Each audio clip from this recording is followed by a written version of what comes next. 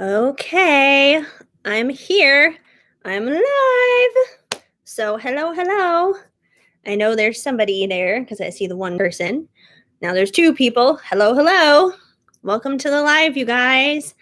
Yeah, gonna do some readings here for you. And if you're interested in one, all the information that you need to know is down in the description box. Basically, since hi, Seawin, good to see you. So yeah, as usual, since I don't have super chats yet on this channel, you guys know the drill, PayPal or Venmo pretty much for readings and that kind of thing. I know I was absent on Monday this week from doing my live, and that was because I was dealing with some crazy family drama, which was not fun. So yeah, that was not easy. My mom and I were kind of fighting like cats and dogs, and I was not in like the best headspace and mind frame to be doing any readings. But things are better today, so here I am. Anyway, we all hung out in chat for 2 hours on Monday. Really? Like, how did you guys even find the video? I didn't like post it anywhere. Oh my gosh. This is why I wish I had like the ability to update you guys is the thing. Oh, I gotta like find a place. I gotta find a place I can post an update for you guys. Yes, you, Swarte, and Heather. Yeah, Heather commented on one of my videos like earlier in the week. I think it was the one that I posted. Maybe it was the career one or something. I posted a career pick a pile. Oh, and Rachel. Yeah, like I know I posted something, like there was a pick a card or something, and Heather commented on it, and I did respond to her, and I told her, there was craziness happening at home. I gotta find a way to update you guys. So how about this? Hi, Elizabeth. Welcome to the live. But yeah, anyways, since I don't have, like, I know some, I got to look on my phone really quick to see how this is, because I know for monetized channels, it's different than like me, basically. Let me look at my channel. Yeah, I have, gosh, it's not even showing up on my phone. I think that in terms of like the social stuff, there's like, for monetized channels, it's like you have, I think it's community if you're a monetized channel, and I think it's discussion. It's something different if you're not monetized like me.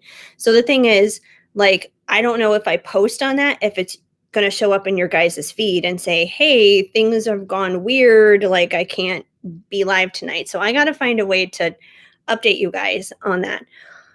I would say if you guys are on Instagram at all, follow me on Instagram. And if there's going to be a night where things fall apart and I know I'm not going to be on, I will update Instagram for sure. I will either Instagram my stories or I'll actually put up a post. I'll do one of the two or both to let you guys know if I'm not going to be live, because I definitely don't want you guys to have to like sit there for 2 hours and wait for me to come on. Like, I feel horrible for that. I was a total mess. I was in tears. I was crying all day on Monday. My mom and I were just going at it like cats and dogs. So I was not in the right mind frame at all to be on here and doing readings. Hi, Heather. A little busy. We'll get on it. That's fine. That's totally fine. Whenever you get on, that's totally fine. I'm just kind of like updating people on what's going on. So yeah, everything is better now. Everything is okay now. I really wanted to make sure things would be better so I could be here on, Friday, obviously, which is today. And we were still kind of like fighting even on, Wednesday or something. Like, it was pretty bad most of the week. But things are definitely better now. So I think things will be chill, things will be relaxed. But I would say follow me on Instagram if I'm not going to be on, whether it's like a family thing like that again or something else. I will definitely update it and let you guys know, because that's the tricky thing is like, if I know I'm not going to be live and I don't figure that out until last minute, I want to make sure you guys know. So that's the tricky thing, especially when you're not monetized yet. It's like, what do you do? But anyways, before any paid readings start rolling in, I can definitely just pull some like general stuff for you guys. So on Tuesday this week, actually, one of the days it was actually more calm between me and my mom, I went to a couple of metaphysical shops in the area. There aren't a whole ton in the Chicago suburbs, so I kind of had to hunt these things down. But I went to a couple of them and I bought some crystals and stuff. And I bought a new Oracle deck, which I'm going to use right now to kind of just give some general 411, see where, everyone is at kind of right now. And these are from the Sacred Creators Oracle that I got on Tuesday, which is so much fun. Like they even smell new. They have like that new smell to it and everything. So let's just kind of see what's happening in the air right now. What do we need to know in general of what's going on? And if there's like any other social site or something like that that you guys are on that might be easier to receive updates, let me know. Because wherever you guys are, we got two that just flipped out and fell down. Wherever you guys are, I will definitely post those updates so you guys aren't waiting around or anything. Where'd the other one go? I hate this when this happens. They're like falling down all over the place. Excuse me, things. I gotta move things around in order to get to these cards. So hold on. Gotta go fishing. Gotta move the chair back. Where are you? There you are. Got it. Got it. This is what I get for trying to make things like a nice, pretty scenery with a Christmas tree next to me in February, but that's okay. Okay, so the two cards that flipped out, we have Fearless Expression. So don't be afraid to express yourself, basically, you guys. If you're scared sometimes and feel like you need to hold back, basically, whether it's your emotions or your ideas, your creativity, that kind of thing, don't hold back.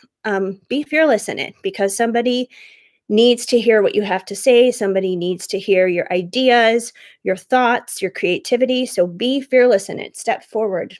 Do what you need to do. And the other one that flipped out is the edge of evolution feels messy. And that makes sense. Basically, with them saying like evolution here, it's basically change, change is messy. It's not easy. It can be difficult. Even if you're changing into something bigger and better and brighter, any kind of change isn't easy. They call them growing pains for a reason because it hurts sometimes. It's not always easy, but I feel like part of that change is probably being more fearless and expressing yourself, but it'll probably bring in some positive big changes that need to happen. It may be messy, but that's okay. My phone battery is low. I'll be home later tonight, but I sent you money for a grande. Oh, okay. I'd like a general in love. Let me double check that. Oh, yep, there it is. I see a little PayPal notification. I'll go ahead and get into it now. Yeah, in case your phone dies. I understand. I'll get started on it now since you already sent the money, obviously. And if your phone dies, you can just, watch the playback later on, basically. So, okie dokie. Sounds good. All right. Let me move these Sacred Creators Oracle cards over. They're so much fun. I can get more into those later. Get the tarot out and get some general love stuff going on here for Elizabeth. Let's see what she needs to know here. All right. What do we need to know for Elizabeth? In love, what is going on? What is happening here? Okay. So we have first card out. Ho ho, this is a very good start. The Four of Wands. You got the Four of Wands, Elizabeth. So, 11-11 union, obviously. Good stuff. Happily ever after, pretty much what you want with your person. So that's a really good kickoff. So, it seems like, you may be in the right vibe for that. Your person may be in the right vibe for that. So, um, let's dig a little bit deeper. Let's see what else is going on. But that's a great way to kick it off.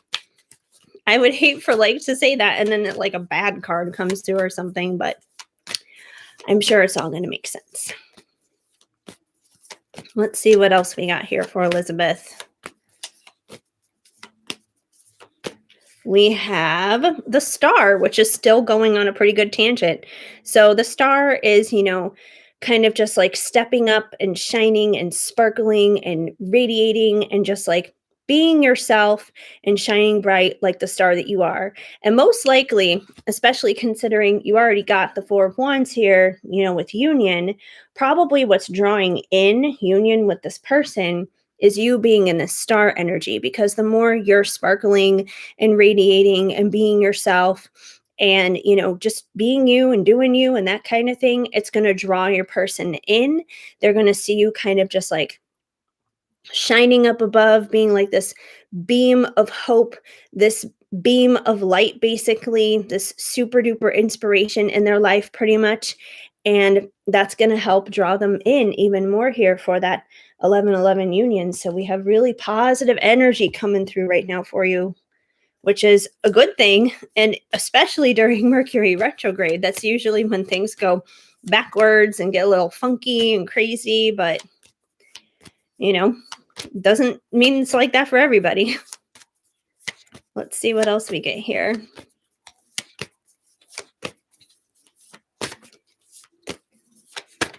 We also have the Knight of Swords. So what may wind up happening here is your person may see you, shining all bright and sparkly here and, being all alluring in your light and everything. And therefore, it may inspire him to basically rush in with a truth for you, a truth that he needs to tell you, a truth that he needs to express to you. And, this is a quick moving knight. This unicorn's mane is like flying in the air, and he's running, he's galloping, he's cantering, he's moving forward. And the swords represents our thoughts, it represents ideas. So he probably has thoughts, he's probably had thoughts for a while now dealing with you that he would like to share with you. And I feel like that star energy here is basically what is going to be leading him in eventually to you pretty much. So, that's once again a really good thing. And I feel like that truth is positive. I feel like it's a good truth, it's his truth, but I feel like it is going to be a good thing considering we have all this other good stuff that's going on. I don't think it's going to be like a bad or negative kind of truth. So let's see what else we have.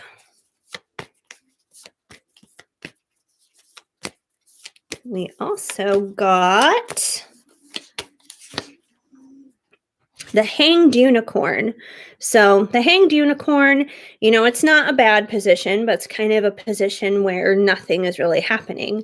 And maybe this is where you currently been at. I don't believe you're going to stay in this position forever, because clearly we have swift movement happening here with the Knight of Swords, and clearly the end result, which is 11-11, the Four of Wands here. Hi, KB. Welcome to the live. So anyways, yeah. But with this Hanged Unicorn, I feel like maybe this is where things have been like currently, where it's felt kind of stagnant, where it's felt like not very much has been happening. But I think that's just because there's been an internal transformation that's been going on for both you and him. I always look at it as kind of like being in your own little spiritual cocoon. It's like when a caterpillar creates its cocoon, they also kind of go like upside down and hang like this pretty much. And you don't see what's going on inside of that cocoon. You don't see that transformation. It looks like nothing's going on, but something is definitely happening. There's a transformation happening. And I feel like both of you have kind of been in your own individual cocoons now for a while. And eventually you're both about to emerge as butterflies. And when you do, he's going to see you shining here as the star, and he's going to rush in with his truth about how he really feels, which will take you guys into union, the end goal. Let me get one more here for you. And I see another PayPal just came in from somebody. So whoever you are, I'll get to that one next. I know Heather's not here to monitor that very much right now. I think she had to go do something, but I think she's going to be back. So let's see. What else do we got here for Elizabeth with her love situation? And we have the Eight of Wands. The Eight of Wands is once again about action. So I feel like the action that's going to be happening here is going to be your person, coming towards you with that sort of truth, with his truth that he's going to be expressing. Because, thoughts and ideas, thinking about it and talking about it, that's all fine and good. But ultimately, that's not going to get you into union. What's going to get you into union is going to be action. And I do feel like action is going to be coming for you. So yeah, these are all really positive things, really good things. Let me get one more, and then I'll go on to the next one. I know I literally just said that, but I'm going to do one more just to make it an even amount of cards, because I see I pulled 5 cards, and I'm going to pull one more just to make it an even 6. So I don't know why I want to do that, but I'm going to do that. And your last one is the Chariot, which is once again an action card. It's about, getting into your chariot and plowing ahead and moving forward. It's also about beating out adversaries as well, competition and that kind of thing. So it's possible that he may feel like he has to compete for you, especially if you're here in this star energy. He may feel like you have more than one dude who, wants to come in for your affection and your attention. So that may be one of the motivators as to why he wants to get into his chariot and move forward to go towards you. So, you got 2 action cards here with the Chariot and the Eight of Wands, which is pretty awesome. And I do feel like that's going to come in for you after being in this time of being in the Hanged Unicorn. And when he takes that action, it's going to be because, once again, he sees you as the star. He's going to come in and deliver his truth. And then you guys are going to have your 4 of Wands, 1111, happily ever after type of union. So I would say super good energy, super good reading for you overall, Elizabeth, which is freaking awesome, especially in Mercury retrograde. So yay for that. I don't know if you're still here or if your phone eventually died, but either way, you'll see it, even if whether you're seeing it right now live or on a replay. So, but yeah, that's super cool. Hi, Rachel. You ordered 2 Ventis for 2 separate questions. Okay. First is a love energy check. And the second, I have something I need to reveal to my person, and I don't know how he will react. Okay.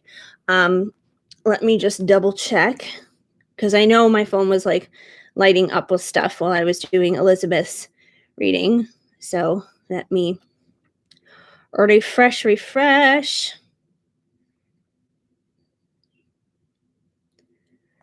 Okay.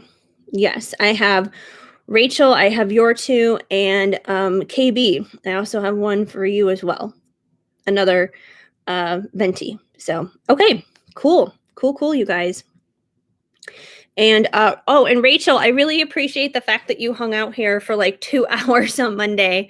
I don't think you were in here when I mentioned it at the beginning of the live, but I was having major cat and dog fights with my mom all day on Monday, which was why I didn't make it on at all. We were really kind of butting heads all the way up until at least Wednesday this week. It was really bad. I was not in the best mind frame to get on here. I was in total tears. I was a total hot mess. So I was of no use. But like I was mentioning at the beginning of the live, I'm going to post updates on Instagram. So if you guys follow me on Instagram, if I'm not going to wind up going live for some reason if something happens, like another weird thing with my mom, or I don't know, something else goes on and I'm not able to get on. You can check there whether it's my stories or like a regular post. I'll definitely post something just so you guys know, because I feel really bad if anyone's sitting here waiting for like 2 hours and you totally don't need to do that. Um, I'm pretty good at getting on here on time anyways. So I would say, even if you were to sit here and wait for some reason, I wouldn't wait any longer than 30 minutes unless, I have some way to tell you otherwise. And it's really tricky figuring that out when I'm not monetized yet. So, okay. So let me get into your two, Rachel, and then KB will be up after Rachel. Okay. So let me just double check your two questions here. The first is a love energy check. Okay, love energy check. Got it. So let's get an energy check for Rachel dealing with her love life. Let's see what's going on.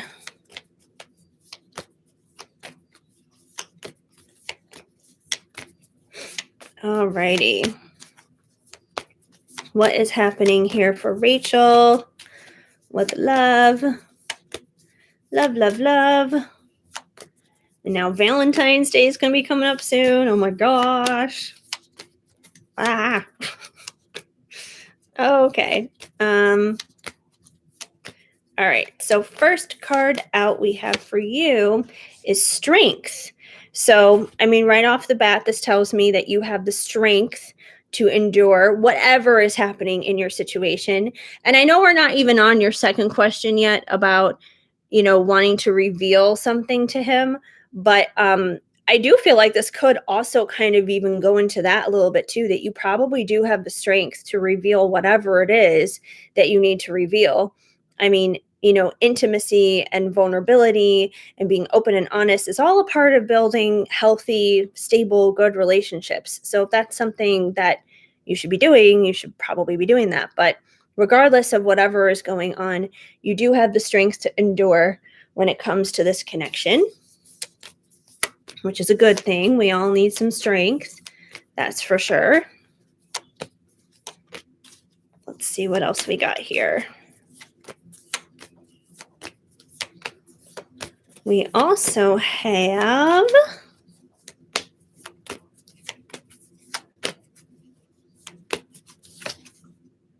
the Three of Pentacles. So the Three of Pentacles is about working together and building something together. So it seems like maybe where you're at right now is you and this person need to find a way to work together to, create and build this relationship and make it strong and, give it the strength that it needs basically here to endure whatever it is it needs to endure, which once again, I feel like could also go into that second question too, that, probably being honest and open will probably help build whatever it is that you want to build with him pretty much. But it seems like he definitely does want to build something with you, which is good. Let's see what else we get.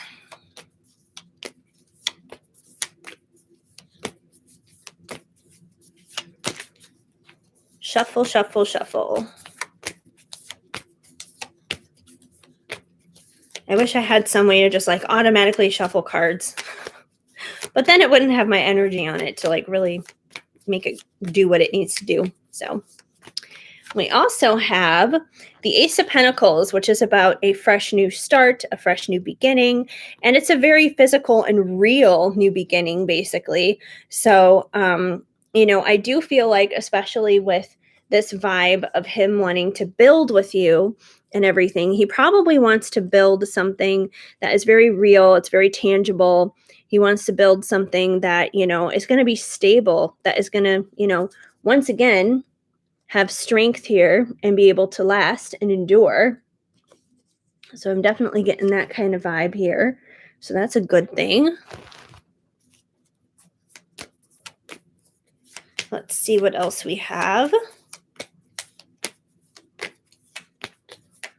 We also have the Six of Cups. So he's kind of in nostalgic mode right now. The Six of Cups is all about kind of reflecting on the past and, like the good old days and that kind of thing. So he may be thinking about good memories and good times with you in the past. This could also indicate a past life situation where you guys have been here and done this before multiple times as well. So it can definitely indicate that. But so far, his energy is pretty good. I mean, Elizabeth's reading was pretty good too. So I'm kind of surprised. We're in Mercury retrograde, you guys, and energies that are coming through are actually pretty decent. I'm pleasantly surprised. That's fine with me, though. And we have the Queen of Wands. So he probably sees you as somebody who is very sexy, because the Queen of Wands, she is that. She is like the embodiment of basically sex.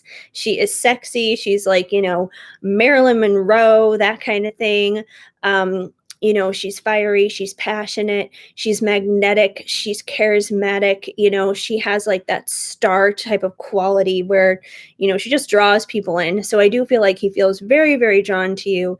He feels very passionate about you and definitely feels like that desire when it comes to you. Let me get one more and then I'll pull some oracle cards on this situation. And oh, this is interesting. The only negative card to come through. We have the Ten of Swords, which is usually about painful endings. So it seems like there may be some kind of ending that either you or him may need to experience before the rest of this stuff can kind of get the show on the road. Because I do feel like, once again, he wants to, build a good future here with you. He wants, a future that is going to be stable and reliable and very tangible and real. And maybe that's another reason why strength is here, because there may be some kind of painful ending that needs to come.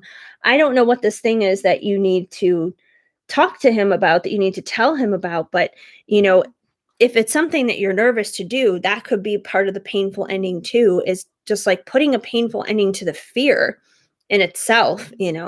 But it seems like there is definitely something here that needs to close. There's something that needs to close out before this building and stuff can come through. But I mean, the rest of this though is looking pretty good. Let me pull some oracle cards for you on this. What shall I go with? What shall we go with here? Well, you know what? I'm just going to go on my tangent with my new oracle cards that I got, because they're so much fun. They're not necessarily love related, but they're still going to bring through some messages that may help here with this love situation. So let's see what we need to know for Rachel's love life. What does she need to know? What's going on here?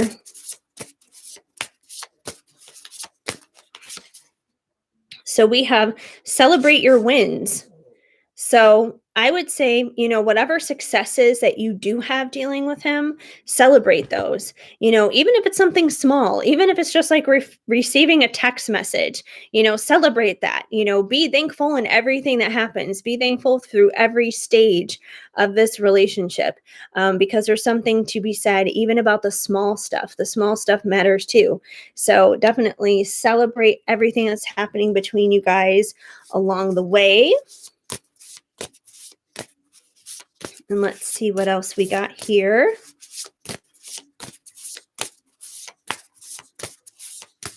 You also have feed your artist.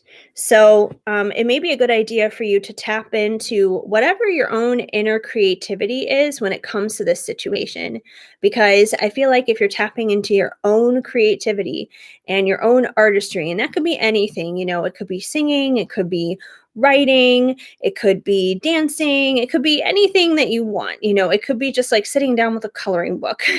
But definitely like tap into your own inner artist. And I feel like that's going to be kind of therapeutic for you when it comes to handling your emotions in the situation and just like figuring out what your next steps are, even when it comes to figuring out your next steps here with trying to decide if you need to tell him about whatever this thing is that you need to do. So it's like, artistry in a sense in itself is like therapy. So it may be a good idea to kind of tap into that and get into that. Let's see what else we got here. My nose itches. We also have the now. And I feel like this is always like a really big one, not just when it comes to love, when it comes to life, is to remember to focus on the present moment. Because it's like, the reason why people usually can get depressed is because they wind up reflecting a lot on the past. And the reason why people can sometimes experience anxiety is because they're too worried about the future. Try not to be in either one of those places when it comes to the situation with him. Just try to live and enjoy the present moment, basically. So enjoy the present moment. That'll definitely help. Don't live in the past. Don't live in the future. Live in the now, because the moment that you have right now is pretty much all you got. We don't know what's going to happen tomorrow. Tomorrow may not even be guaranteed. So there's no point in sitting around worrying about it. So try to live in the present. You're never going to have today back ever again. So enjoy it while it's here. And we also have inflow with money. So there could be something dealing with money here. And it's interesting too, because you guys did get the Ace of Pentacles, which is, it can be about money. And of course, the Three of Pentacles, which is about building. So there could be something tied to money here dealing with you and him, that maybe he wants to build even like financially with you somehow, which is interesting. So there definitely seems to be some kind of tie here dealing with money. But yeah, I mean, if you're blessed financially, there's no reason you can't be blessed personally either. Those things can kind of tie in together. Hi, Melissa. Welcome to the live. I was going to say chat, but I mean, there's a chat there too. So, and the distraction of shiny things. So try not to be distracted along your path dealing with him.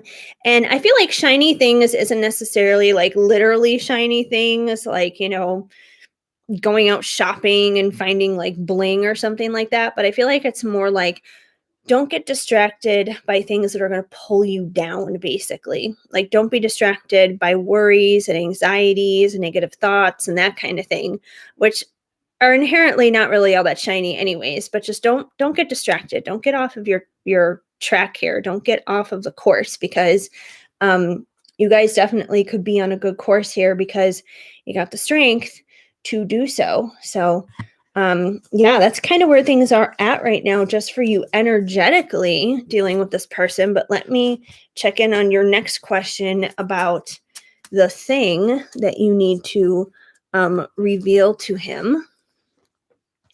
So let me get these tarot cards here and get them reshuffled back up, get them back in the mix here, and we'll see what's going on. Making sure I got all the cards here. And I know I heard Venmo go off at some point when I was doing your reading, but let's see what else we got here for you, Rachel. Let's see about how you want to know how he's going to react, I guess, right? Yeah. So how he's going to react. How will he take this news that you want to reveal to him? Will he handle this okay? What do we need to know about this big reveal? We have got the Fool. So I feel like the Fool here is actually you, not him, because the Fool takes a leap of faith. The Fool steps out and finds out. The Fool, they jump in and they just trust they're going to be caught, basically. They go ahead and they cross the street.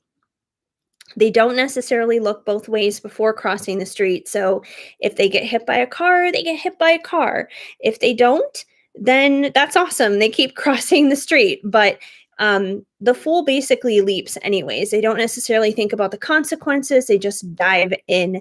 And I feel like this is kind of a reminder here from God to you, basically saying, just dive in, just do it.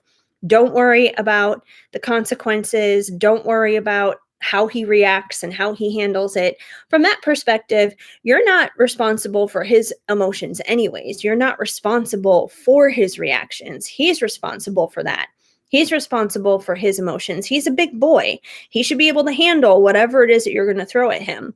But, the fool, like I said, they just leap in, they take that dive, they take that step of faith. So I feel like this is confirmation, basically, that whatever it is that you need to reveal, yeah, it's time to do that. It's time to reveal that and take that step of faith, basically.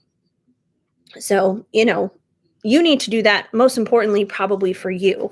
If he reacts poorly, that sucks, but there's also a chance he could react, amazingly and everything will go well. But either way, it seems like you probably need to do this for you, most importantly.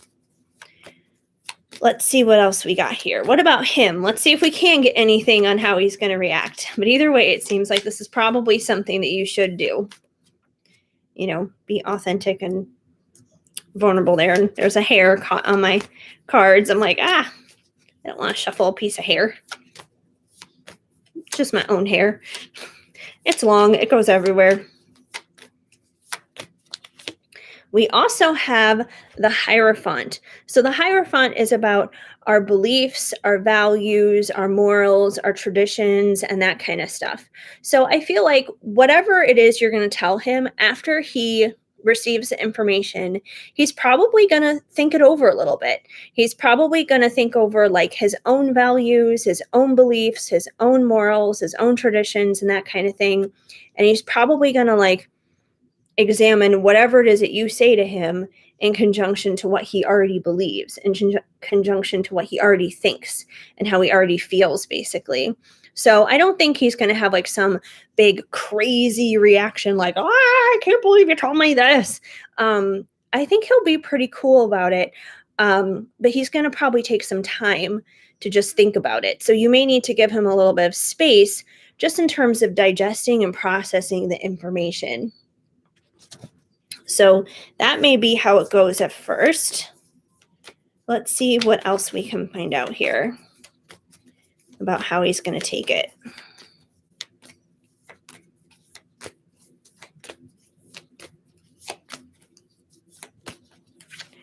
We also have the Seven of Wands, and the Seven of Wands is basically somebody who doesn't give up, who faces their challenges and keeps going. So, I don't, like I said, I don't know what this piece of information is that you need to tell him, but it's possible it could present a challenge. Like maybe it could present a minor road bump along the way for you guys. And I know the, what was it? The Ten of Swords came out earlier in the other question you had about just like the overall energy reading, and that was about like the painful ending. And like I said, I feel like the painful ending may just be the fact that whatever the situation is, it needs to be kind of like revealed and talked about and put to bed. Whatever it is this situation is, it needs to be just like out there in the open and put to rest. And it may present a little bit of a like road bump for you guys, but I think you guys will persevere through it.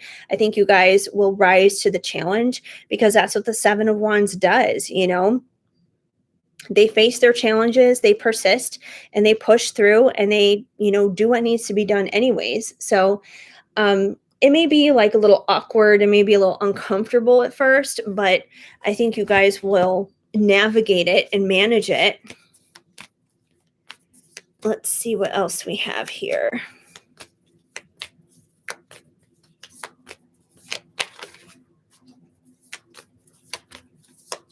We also have the Eight of Pentacles, and the Eight of Pentacles is about hard work, which is interesting because once again, with your other question, you got the Three of Pentacles, which is about working together. This one, it's just one unicorn by itself working, but it's still about like hard work and diligence. So this could imply that whatever this thing is that you need to reveal, it'll probably bring an opportunity for you guys to work hard on this connection, to work hard on this relationship together, basically. So, like I said, it may be kind of a challenge at first, but I think it's going to be something that you guys will work through. So, this is about like working through things pretty much. So, I don't think he's just going to like shut you down or anything about it, but he's probably just going to need some time to process it, and then he'll take the time to work with you through it. And it looks like Heather's back in the mix. Melissa, I just bought a Venti. I would love a love reading, please. Of course, I will get to you. I think next is KB. I'm doing Rachel's 2 Ventis. I'm on her second Venti question right now. And then KB is after that. And I don't know who's necessarily after that. I'll have to look at my phone. But Heather is here, so she'll kind of help what's going on with that too. Let's see what else we got here. We also have the 4 of Cups, which is about being stubborn, pretty much. So, there could be this temptation for him to be a little bit stubborn when it comes to the situation. As you can see in this card, this unicorn is looking down and is focused at these 3 cups right here. And it's being offered this 4th cup up here, but it's totally ignoring that cup. And it's much more interested in these 3, which may or may not necessarily be the best for it, but this one is probably the best option for it. So he may be a little bit stubborn when it comes to this whole thing too. It may take a little bit of time to kind of process this and work through it. But like I said, I think it's definitely possible. Being stubborn doesn't necessarily mean that, he's not going to accept things and he's not going to work through things, but it just means he may be a little hard-headed and slow to, work through it pretty much. And we have the moon. So the moon is kind of about, mysteries as of the moment. It's about illusions. It's about the unseen, which I feel like is kind of what you're living in right now anyways, because you haven't told him whatever this thing is. You haven't revealed anything to him yet. So it's like, in that sense of the word, he's living under a illusion because he doesn't know the truth. He has a particular illusion there. There's like a secrecy there. And you, on the flip side, don't know how he's going to respond and how he's going to react to things, which, once again, makes things a little bit mysterious here. But the only way to do it is, to pretty much reveal whatever this thing is and take that step of faith. And I feel like that's something you definitely need to do here because you got that Fool card right off the bat, saying you need to take that risk. Let me pull some Ocean of Emotion for you, though, so maybe we can pick up on how he may react emotionally when you reveal this thing, whatever this thing is. But let's see. Let me clear some of these cards away so I can get into that. All right. Trusty old Ocean of Emotion. All right, let's see. Where will he be at emotionally when he gets this information, when this truth is revealed?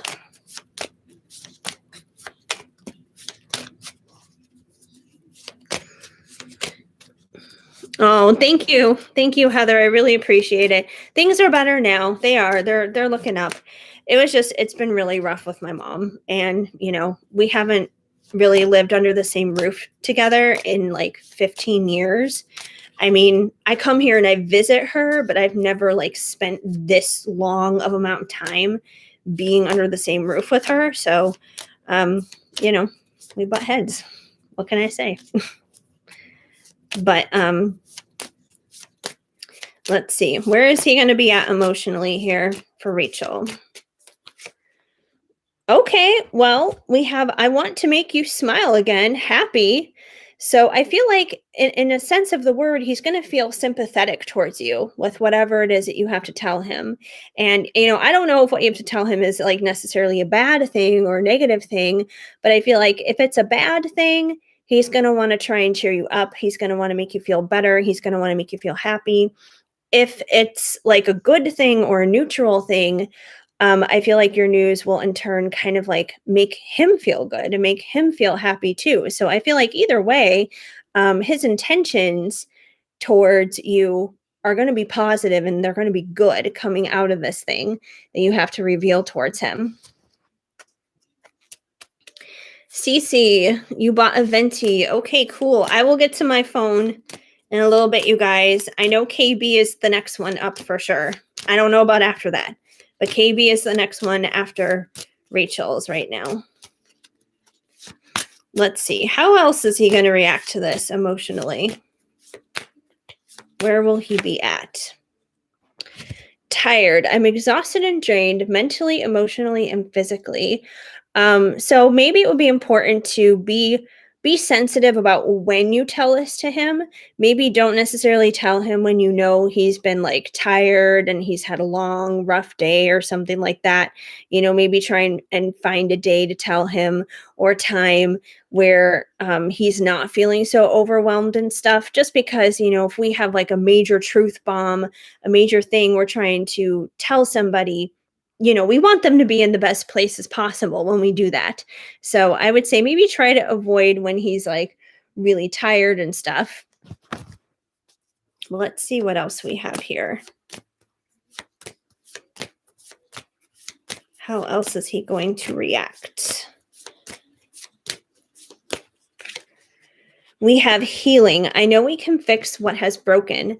So, once again, I don't know what this thing is you have to reveal to him, but if it's something that is a little difficult and if it is challenging, which it seems like there is some kind of challenge there because of what came out in the tarot cards, I do feel like he's going to want to work with you on this, that he's going to want to like help you through this, that he's going to want to like work together with you as a team. We also had like the 3 of Pentacles and all the other stuff coming out earlier, which once again is about working together.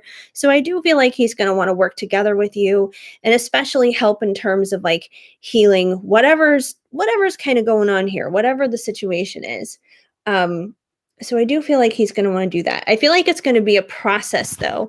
I feel like it's something that's not going to happen like boom overnight. He's probably going to need to take some time to digest it and have it sink in. But as he does, he'll make those baby steps to be just like, okay, we can work on this together. We can work through this together, whatever it is. We also have bored. My life is dull and unfulfilling. So this may be how he feels right now in a lot of ways. I don't feel like he's going to feel bored once you tell him and reveal to him whatever it is this thing is. I feel like if anything, it would probably liven up his life. Even if it's something negative, I feel like it's going to liven up his life just because it brings in that opportunity to, heal things and work on things. So yeah, but he may be feeling a little bit bored and a little kind of stuck and a little blah right now in general, which would make sense as to maybe why he's tired too. His current energy could just be that he's bored and tired. Let me get you one more here and we'll see what's going on. Oh, what did I just say? He's bored and stuck. He just got stuck. I can't break out of these illusions. So he's a little stuck himself right now. And it's funny because you revealing whatever it is that you need to reveal, this may actually help get him unstuck. So it may actually like illuminate some things for him. It says, I can't break out of these illusions. It may take him out of some illusions. It may actually like shake some things up in his head and wake him up with some certain things that needs to be woken up because, it's going to put him in this place where it's going to kind of force him to deal with some healing when it comes to you. And at the same time, like I said, I feel like he has like good intentions for you because we also have, I want you to be happy. So whatever this thing is, like I said, I feel like he's going to need to process it at first.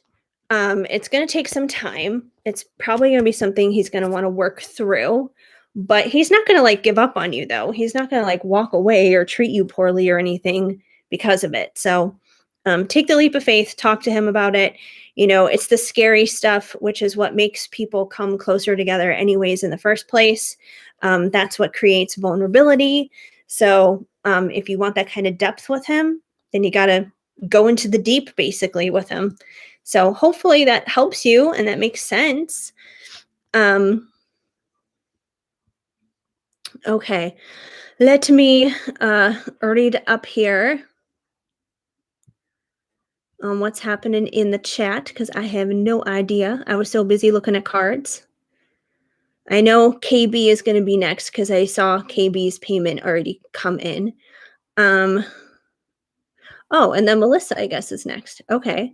I just see Heather's little order here too. Um, just reading up here. Okay, KB, your question.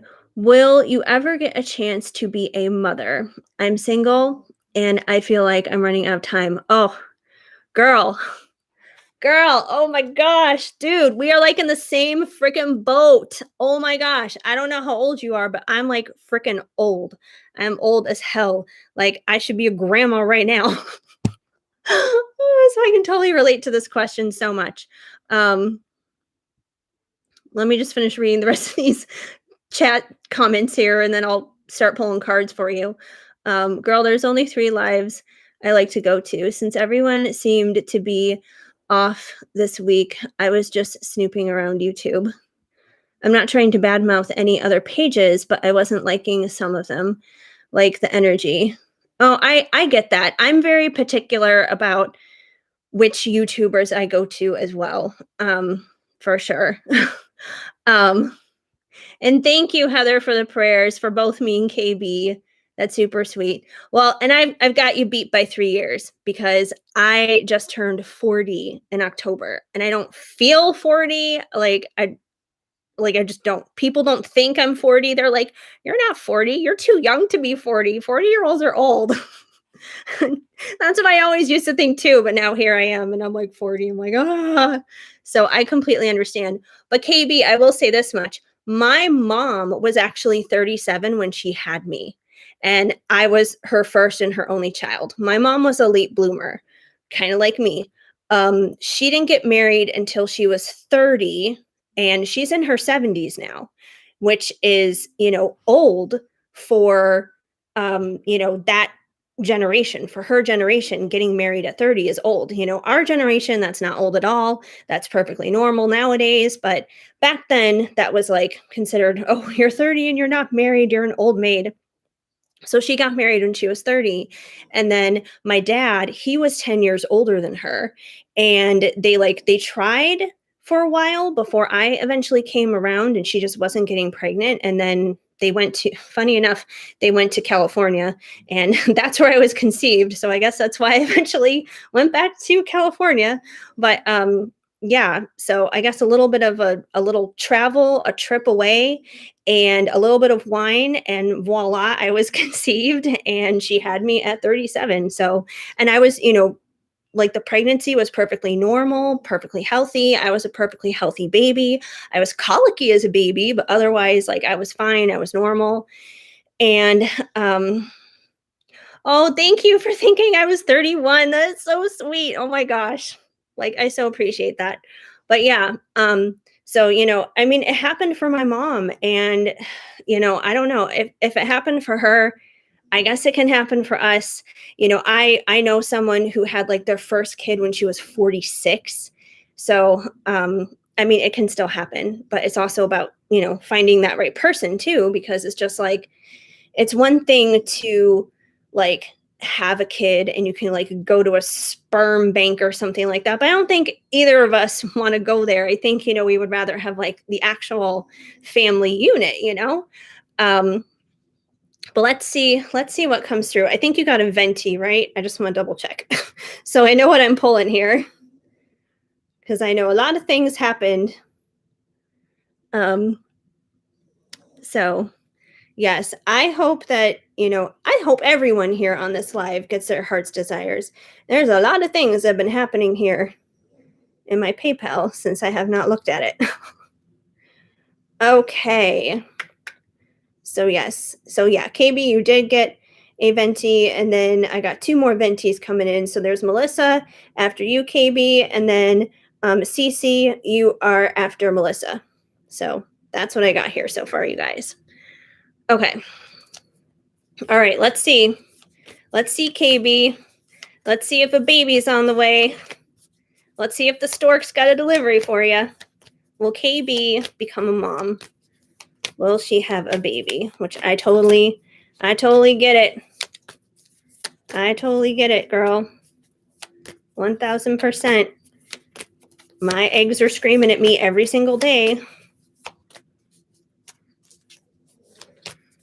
So let's see here. Oh, there's another one on Venmo. Oh, that's right. I heard Venmo go off too. I will check after KB's reading. I'm not sure where we are in terms of the order exactly, because I know there's Melissa, there's Cece, and then there's like another one on. And I'm dropping cards. I'm getting all distracted on who's doing what. Come here. Come here. Come here. Come here. Da, da, da, da. Okay. All right. I will get to everyone, even if it's a little scattered. I'm going to definitely get to everyone. I always do. Okay. Will KB become a mama? Will she be a mommy? Oh, we got one that just flipped out. Okay, we have the Four of Swords. So the Four of Swords is basically about, and this doesn't really surprise me, this is coming through right now, because as I'm preaching to you, I'm kind of preaching to myself right now. It is about rest. It's about relaxation, because as you can see, this unicorn, she's just kind of like hanging out there, just chilling out. The fourth sword is laid to rest here. So basically, it's kind of like an act of surrender. It's not about, holding on to your swords and charging forward and that kind of thing. It's about just resting and relaxing. And if you think about it, even if you think about like people who are, already in relationships and that kind of thing, and maybe they're trying to get pregnant, they're trying to have a baby, and it's not happening, and they're not conceiving, and there's not anything necessarily wrong with the girl, like there's no PCOS or endometriosis or anything like that going on. A lot of the times it's simply because we're tripping ourselves up in our own mind frame. And a lot of the times we just need to chill out and rest. Kind of like what I was saying earlier with my mom. Her and my dad, they tried and they tried and they tried for a while. My mom would have had to have liked to have me be born maybe 4 years before I was. But that just didn't happen. And it's not that I wasn't meant to come along, because I always was, but the timing wasn't meant until the 80s. It wasn't meant to happen in the 70s. So, anyway, but yeah, with the Four of Swords, you may just kind of need to rest, because if you rest, if you relax about it, it's more likely to manifest and to happen for you. Once again, like my mom, she needed to have a little bit of wine apparently in order to loosen her up. But let's see what else we got here besides rest. Rest definitely seems to be a part of it. Just go with the flow and chill.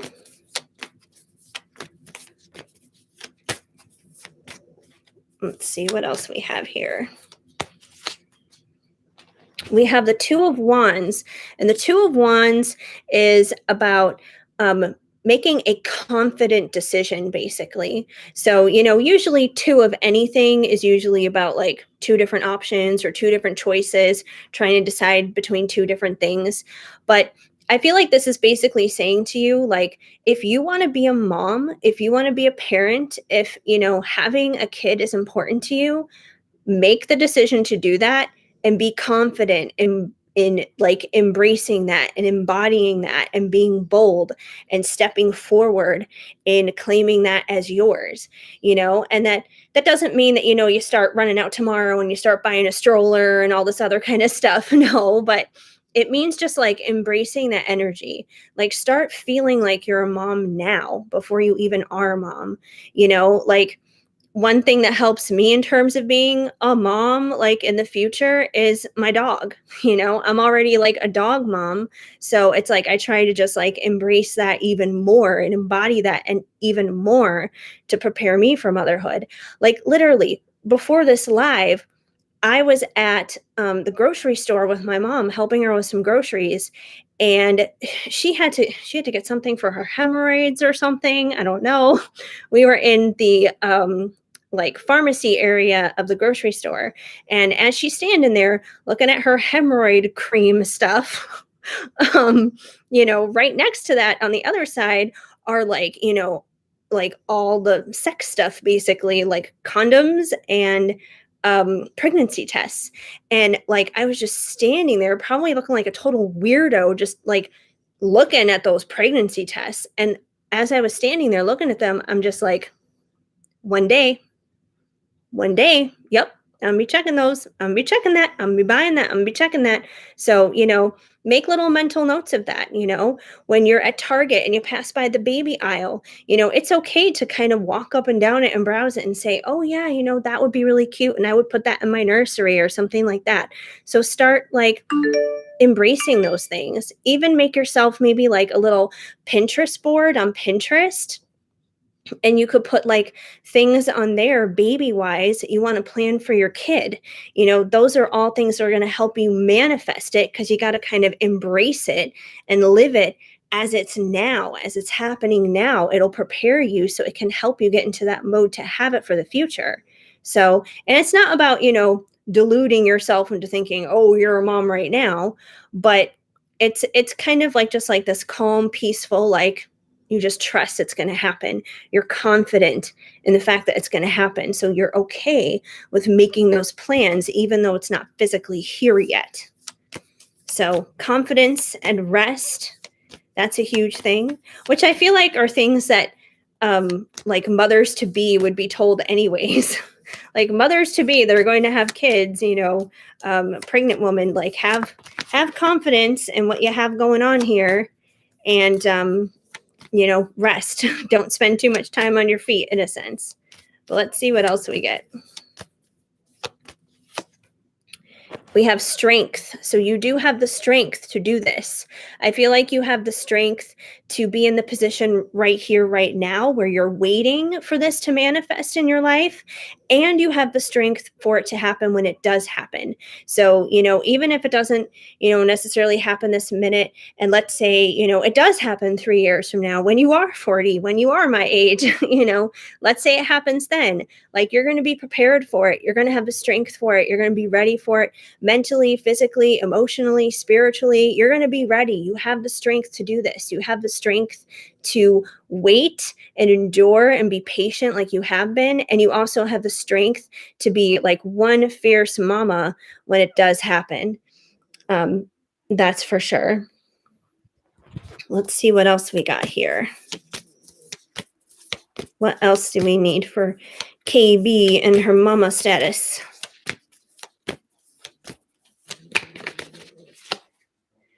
Ooh, well, this is definitely promising. We have the Two of Cups.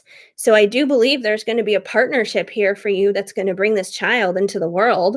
So I don't believe it's going to come in just through like adoption or, sperm donor or any of those kinds of things. So I do believe that, it is going to be with your person, with a counterpart, with a soulmate, twin flame, whatever, but it's definitely going to be a partnership. So it's not just going to be you like being a single mom and doing this on your own. I feel like you're not going to be on your own. There's going to be a dad in the picture as well. There's going to be a dad who's going to, be a part of the journey with you. So that's a good thing. Mom and dad in the picture, not just mom by herself. So, oh, I love it. I love the little emojis. So yes, there's definitely a partnership there. That's a good thing. Oh my gosh, more confirmation on the partnership. You're going to flip out. Get ready for this one. 4 wands. Ah! I'm so excited. 4 wands. So yeah, your 11-11 union. This is going to be a divine union between you and this person, and you guys are going to make a divine baby. So yes, indeed. You got your 2 of cups and you got your 4 of wands. So, and that's the thing. Like, if 2 people are really meant to come together and they're going to have a child, like, it's going to happen, like, nothing can stop it. No amount of age, no amount of time, no nothing, like, the person I'm connected to, I went 20 years without speaking to him, without knowing anything about him, without nothing. He could have been dead for all I knew. And now I have this whole other situation going on. But bottom line is it can happen. Um, so yeah, that's super amazing. Let me get some oracle cards here for you. I already know exactly which ones I'm going to use. We're going to go with some divine timing here for you, just because it is kind of a matter of timing. And we'll see if anything comes through maybe on like when this will happen. And I'm doing this on purpose because I've literally used this deck on myself when it's come to like, when will I have a baby? When will it happen? I've literally asked this for myself. And we'll see if the answer comes out a little bit better for you than it did for me, because every time I do it for myself, I always get like really vague answers. It's never like an actual answer. It's always stuff like, stop looking at the clock, be patient, like stuff like that. And I'm like, you're not telling me anything, you stupid cards. But we'll see what comes through for you in terms of timing. Let's see. When will this baby come into the world? When will KB become a mom? When will she have a baby? Give us something here with timing on if this thing is going to happen or not. We have approach, logic, creativity, bleh, and calm the raging sea, become stress-free. So, kind of like what I was saying at the very beginning, these cards all want to fall down. My gosh, they just want to slide everywhere. Like I was saying in the beginning here with the 4 of wands about rest and relaxation, I feel like this card is basically just kind of emphasizing that, you need to be calm, you need to go with the flow, you just need to relax. It is kind of a reminder to stop looking at the clock, unfortunately, which I understand because I've gotten this one for myself. But, yeah, you just got to be calm, get a little creative maybe here too. Let's see what else we got. Hi, Jessica. Good to see you. Welcome to the live. I got several questions lined up, but I'm still open and down for taking more. We're just hanging out here. Oh, and another thing, KB, enjoy wine right now while you can. Because alcohol, forget that during that 9 months, right? So enjoy it while you can, because it's not going to be open for you for a while. Let's see what else we got here. Open a book and take a look. The answers you seek will come this week. So, I'm not saying you're going to get pregnant this week, obviously, but I do feel like if you are open and receptive to, I guess, kind of just like stepping into that energy of embracing mom, basically, like being a mom, becoming a mom, you may get answers and you may get insight as to like how this thing may happen. You may get a little bit more confirmation and clarity on that you need. Let's see what else we got here. You're not a big alcohol drinker. You drink twice a year. Well, then it won't affect you at all, I guess. See, like me, I know I haven't drank any of this at all since I've been on, but I literally have a glass of wine next to me right now, you guys. So I was just like, oh, that's going to suck. No wine? What? So I guess you're okay with that. That's good. Well, let's see what else we got here for you. We have, What is true? Who is real? What will the time reveal? So I feel like, in time this will be revealed to you. Unfortunately, I don't feel like you're getting any indefinite like it's going to happen in the spring of 2022 or something like that. Like you're not getting any of those, but I do feel like this is basically confirmations of, anything is possible. It can happen, it can be revealed. You kind of just have to like go with the flow and just relax and not get all crazy, which is totally true. You know, like when I had my weird spat with my mom earlier this week, when we had our second round of fighting, which was on Wednesday, I was so stressed out. I went over to my uncle's house for a little while to vent to him about it because, he's her brother and everything, and he understands like her and that situation. So I went over there for a little while to see him and his wife. And I was kind of like filling them in on some of my own personal stuff that not even my mom knows about. And, they're kind of hoping that I get things worked out between me and this other person. And this other person that happens to live here and not in LA. And it was funny because then my uncle's sitting there and he's joking and stuff. And he's just like, oh, well, maybe when you get pregnant, you'll have twins. And I'm like, two at once? I don't know if I want two at once. That's a little much. So, yeah. But let's see what else we got here. You're gonna be shocked. Stop staring at the clock. What I tell you, stop staring at the clock. I feel like it's gonna happen when you're not expecting it, when you're least planning it or anything. I mean, like, even if you are, like, let's say, in union here. Can I hold on to cards? Apparently not. I'm like being weird. Even when you are in union here with your perfect person, your perfect match, even when that does happen, let's say you guys are being super careful and you're using condoms and stuff, that doesn't mean that things can't break and things can't go wrong. Let's look at Ross and Rachel on Friends. Like they used the condom and here came little Emma. So, anything can happen here. So, you're going to be shocked. Stop staring at that clock. It's going to happen when you're not looking, when you're not paying attention to it. You wanted twins when you were a kid. Well, who knows? Maybe you will have twins. It also depends on if it runs in your family. I don't believe it runs in my family. I don't think it runs in my person's family. I don't think it does, but it depends on genetics too. I mean, I guess it could happen not genetically like that as well. I mean, twins have to start somewhere in the family line, so anything's possible, but I almost dropped some more cards. Let me get one more here for you. Then I'll move on to the next one. It's time for a break. How are you even awake? So once again, I feel like this card is basically saying to just chillax, take a break, similar to the whole thing about having a rest, relax on the whole thing. It's going to happen. It's going to happen when it's meant to happen. My mom wanted to have me a lot sooner than she did, but hey, I'm still here. I'm alive, right?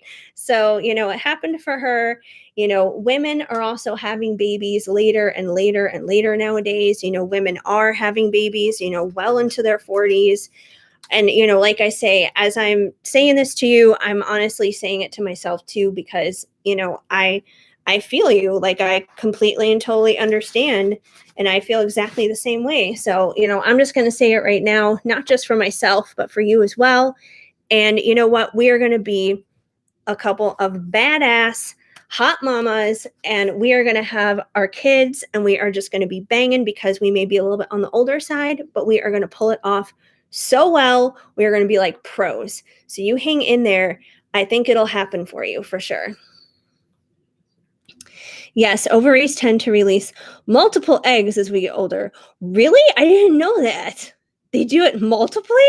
Oh gosh, maybe my uncle was onto something then. Ah, that'd be kind of scary. And not only that, but if you also think about like the twin flame thing too, having twins. You're welcome. I'm glad I was able to help. Hang in there though. I get it. I totally do. See when you have iced coffee. Super cool. Aren't twins common in older pregnancies? Oh, I had no idea. Like, I always thought when women had multiple births when they were older, I always thought it was because of, like, what is it? Them getting like in vitro and stuff. Like, not like the traditional way of getting pregnant, basically, like they put the eggs and the sperm in, to the bun in the oven, basically, and they hope that something comes of it.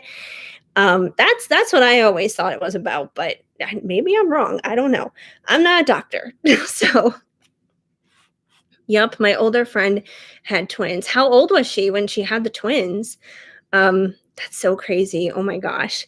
Now I'm like freaking out.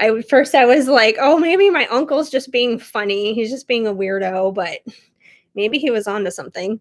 That's so crazy. Let me scroll up here and see what else is happening in the chat a little bit. Yes, happy Friday, Jessica. Happy Friday. Okay. Okay, so it's C-Win and then CC. Okay.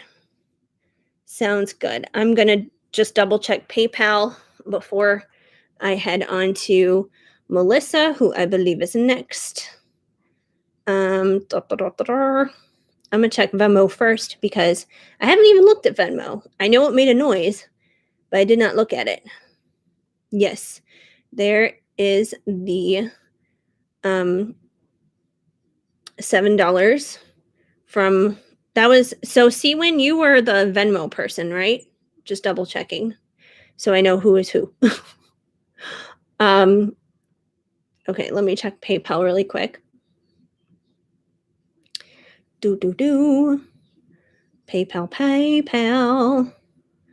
And Jessica ordered a Venti as well. So I think Jessica's the last one as of right now. Unless more people come in after Jessica, which is totally fine if they do. But Melissa, I do believe you are up next. Yes. Okay, Melissa, let's get into it. Now, you ordered a Venti. What was your question? Or did I miss that? What was your question, Melissa? Did you post it already? Yes, you want a Venti. Okay, what is your question? I don't know if you already put it up there earlier. I'd have to scroll back, but feel free to drop your question down. About love. Okay, just general love? General love from Melissa. All right. Let's find out what's happening from Melissa and her love life.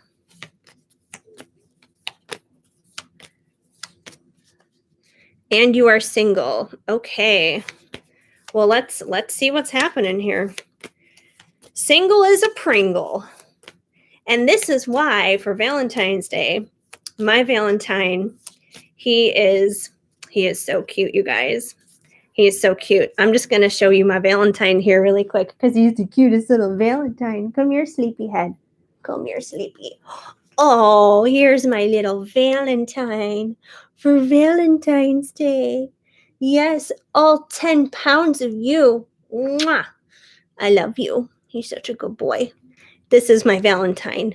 The best, most loyal, most loving man on the planet. And it's true, you guys. He is so obsessed with me that when I leave, when I head out and I do things like Tuesday, I was out all day. Please don't lay on the cards. He's like, I'm going to go lay on some cards. Now he's like messing with the blankets. But when I was out all day on Tuesday, he was barking all day long, according to my mom, because she was here at home with him and her dog. And she said he was just barking all day. And it's true. Even if I go to like move my car to the street really quick so my mom can pull out of the driveway, he will be barking at me from in here because he's just pissed off that I'm leaving. He's so attached to me. Oh my goodness. All right, let's see what's happening for you, Melissa. Aw, same here. My Valentine is my sister's dog. She is my best friend. Oh, I love that. Doggies are the best. That's true. They're so loyal. All right. So first card out, we have the 9 of Cups. And the 9 of Cups, I always kind of see as like the genie in a bottle kind of card, basically. Um, so yeah, basically, with it being the genie in a bottle, it's pretty much saying here that you can make your wishes come true. That if you want true love, if you want like that special person to come into your life, you can totally manifest that. That can totally happen for you. So that's basically what the 9 of Cups is about. It's also one cup away from the 10 of Cups, and the 10 of Cups is ultimate fulfillment emotionally and clearly like being in a relationship, being committed to somebody that you love unconditionally and they love you unconditionally. That is definitely um, you know, a beautiful thing. So considering you're only missing that one cup would be like having that connection with somebody. So I feel like it's about staying in this really good energy because this is a pretty high vibe type of energy to have, for someone who's single. So all you got to do is kind of like manifest it and put it out there. Kind of like what I was just talking about to KB, like she needs to like embody being a mom, embody being in a relationship. Think about, like what does that person look like? Not that we should all be like totally hung up on looks or whatever, but what do they look like? What do they do for a living? What does your life look like together, when you come home at night from work or whatever, or when he comes home from work? What do you guys do on the weekends? What's your night routine? What's your morning routine? Do you guys hang out with friends and family at different times? What do the holidays look like? So think about all those different things and like really like embody those experiences and experience those emotions before they even get there. And that's going to help draw that in. It's going to help magnetize it into you, just draw it in like a magnet, helping make your own dreams come true as this genie in a bottle kind of thing. You can grant your own desires in a lot of different ways. Let's see what else we got here.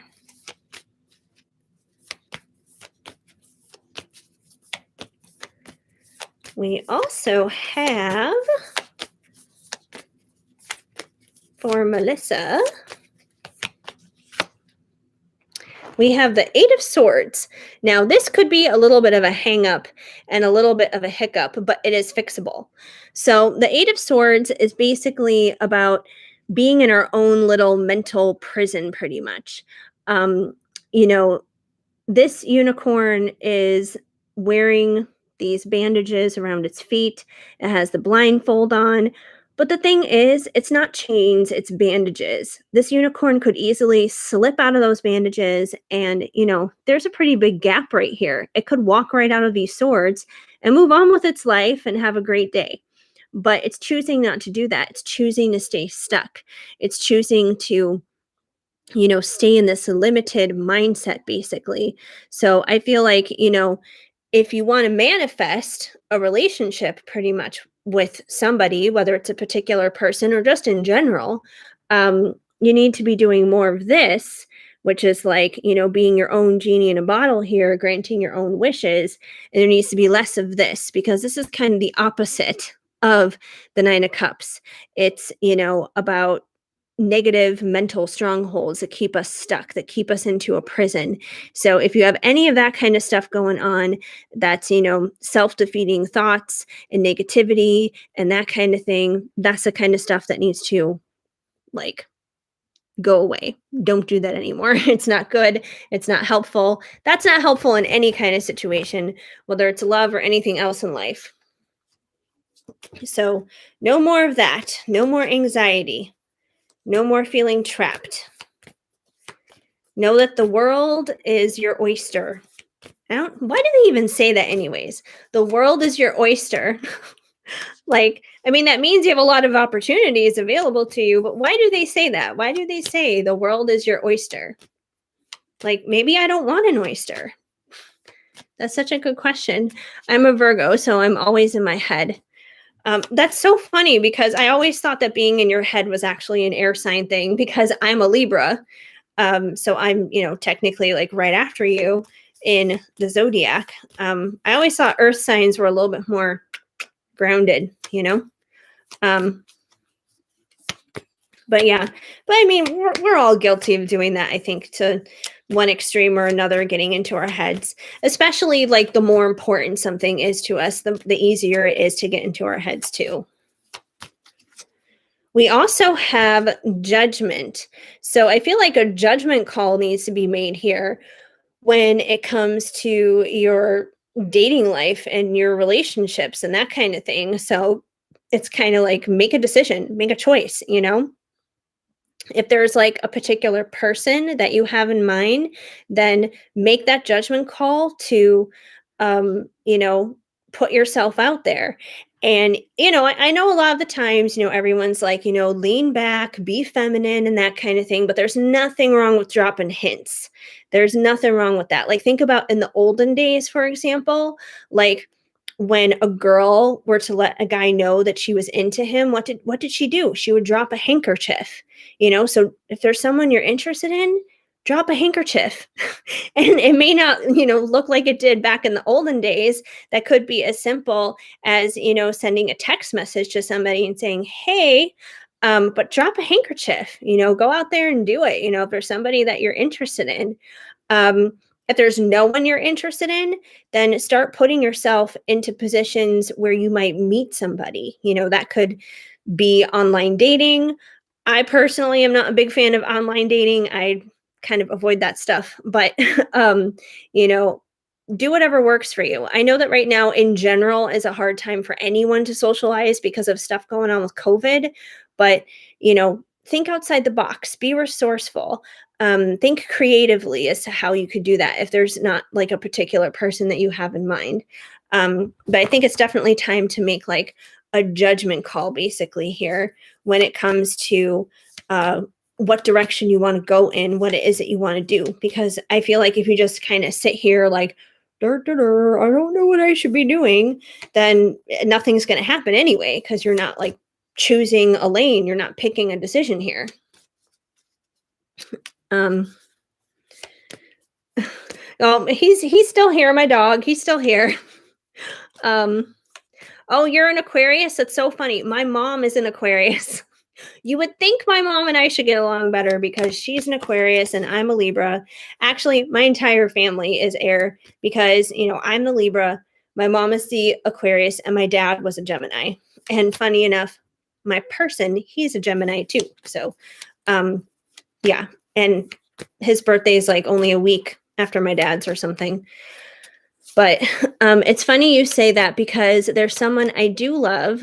It got very complicated, but it's almost a year and I've been nudged to contact him. Well, contact him, you know, if that's the judgment call, then do it. Drop the handkerchief, like I said. Um, but yeah, I mean, there's nothing wrong with that. Like a year is a long time to go by. So there's nothing wrong with checking in on him and, you know, just kind of saying, "Hey," you know, that's nothing needy or clingy. You know, I think that's the most important thing is to not to get in a place where you're being like the overly attached girlfriend, basically. So you never want to chase someone down, but there's nothing wrong with like putting yourself out there just to say, "Hey, I'm here. I am available." Otherwise, people may not know that you're available. So that's important too. Let's see what else we got here. We also have the Two of Swords, which is about making a decision. It's about, you know, making a mental decision here, basically. So once again, you know, you were just literally saying here that, you know, you've been thinking of reaching out and contacting somebody that you haven't talked to in a year. So, you know, you put that together here with judgment here where a judgment call needs to be made. You know, I feel like that judgment call is in regards to trying to make that decision. So it's probably about making that decision whether or not to reach out to this person.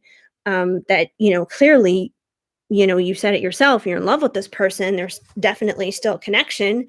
Like a whole year has gone by and he's still on your mind. Dreams, synchronicity, cards I pull for myself. Follow your gut. Follow your gut for sure. You know, you got to follow your intuition when it comes to this.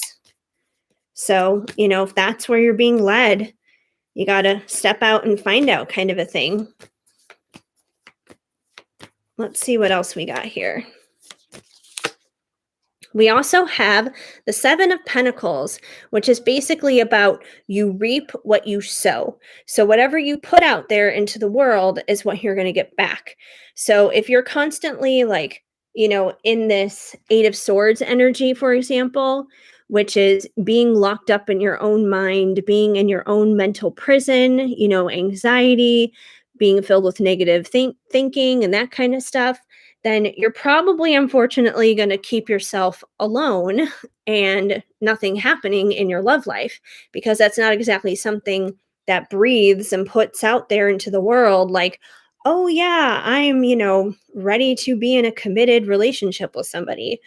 But if you're putting forth positive thoughts and embracing the idea of being in a relationship with somebody, embracing this Nine of Cups type of energy instead, which is, about manifesting your dreams coming true, being your own genie in a bottle, having good and positive thoughts about those things, then you're going to reap a relationship. You're going to reap a happy and abundant and blessed and favored relationship. So, once again, whatever you put out there is what you're going to get back. Think of it this way. It's kind of like us as human beings, we're like soap dispensers. So, which I know is going to sound weird, but just hold on here with me for a minute. It's like we're soap dispensers. So, whenever you press down on a soap dispenser and you want the soap to come out, what is it that you want to have come out of that soap dispenser? If it's like nasty, greasy, dirty stuff or whatever, that would be like all the negativity and all the anxiety and all the bad stuff that we don't want. So, keep your thoughts good, keep them positive, think on higher things, keep things high vibe and that kind of stuff. And then what's going to come out of that soap dispenser is going to be soap. It's going to be like delightful, smell good, feel good kind of soap that's going to be cleansing and soothing to your soul. So just remember, whatever you put out there is what you're going to get back. So definitely you reap what you sow, especially when it comes down to love. So let me pull a few oracle cards here for you. I'm going to go with my new deck here when it comes to that. Let's see what you need to know here for love. Definitely test driving my new oracle cards I got on Tuesday. They're so pretty. Like, even just like the front of them, they're so pretty. Like this pretty little white design. But let's see what you need to know here when it comes to your love situation. We have Creator Water, which is interesting. I know you said that you're a Virgo, so you're an earth sign. Maybe there's some water parts in your chart as well. But I feel like, once again, this is kind of like a reminder of, you are a creator in your own life, in your own destiny, basically. And it's funny because with it saying water, that actually kind of reminds me of the cups here, because the cups could actually hold water. So once again, you're like your own genie in a bottle here. You can create whatever it is that you want to. You can make your own dreams come true if you want to. And, water is, once again, I'm thinking like emotionally here. And, a love situation is clearly tied to our emotions, without a doubt. Let's see what else we got going on here. What else do we need to know from Melissa? Oh, and this is so funny. We got another creator card, Creator Earth. So this is obviously about, like, you being a Virgo. So I think this is also a good reminder to ground yourself, basically, when it comes to, moving forward in your love situations as well. Like, it's easy to kind of like get up there in the clouds and that kind of thing, and just kind of be off in la la land. But remember to ground yourself as well. Grounding yourself is definitely going to help things have a solid foundation between you and this person, pretty much.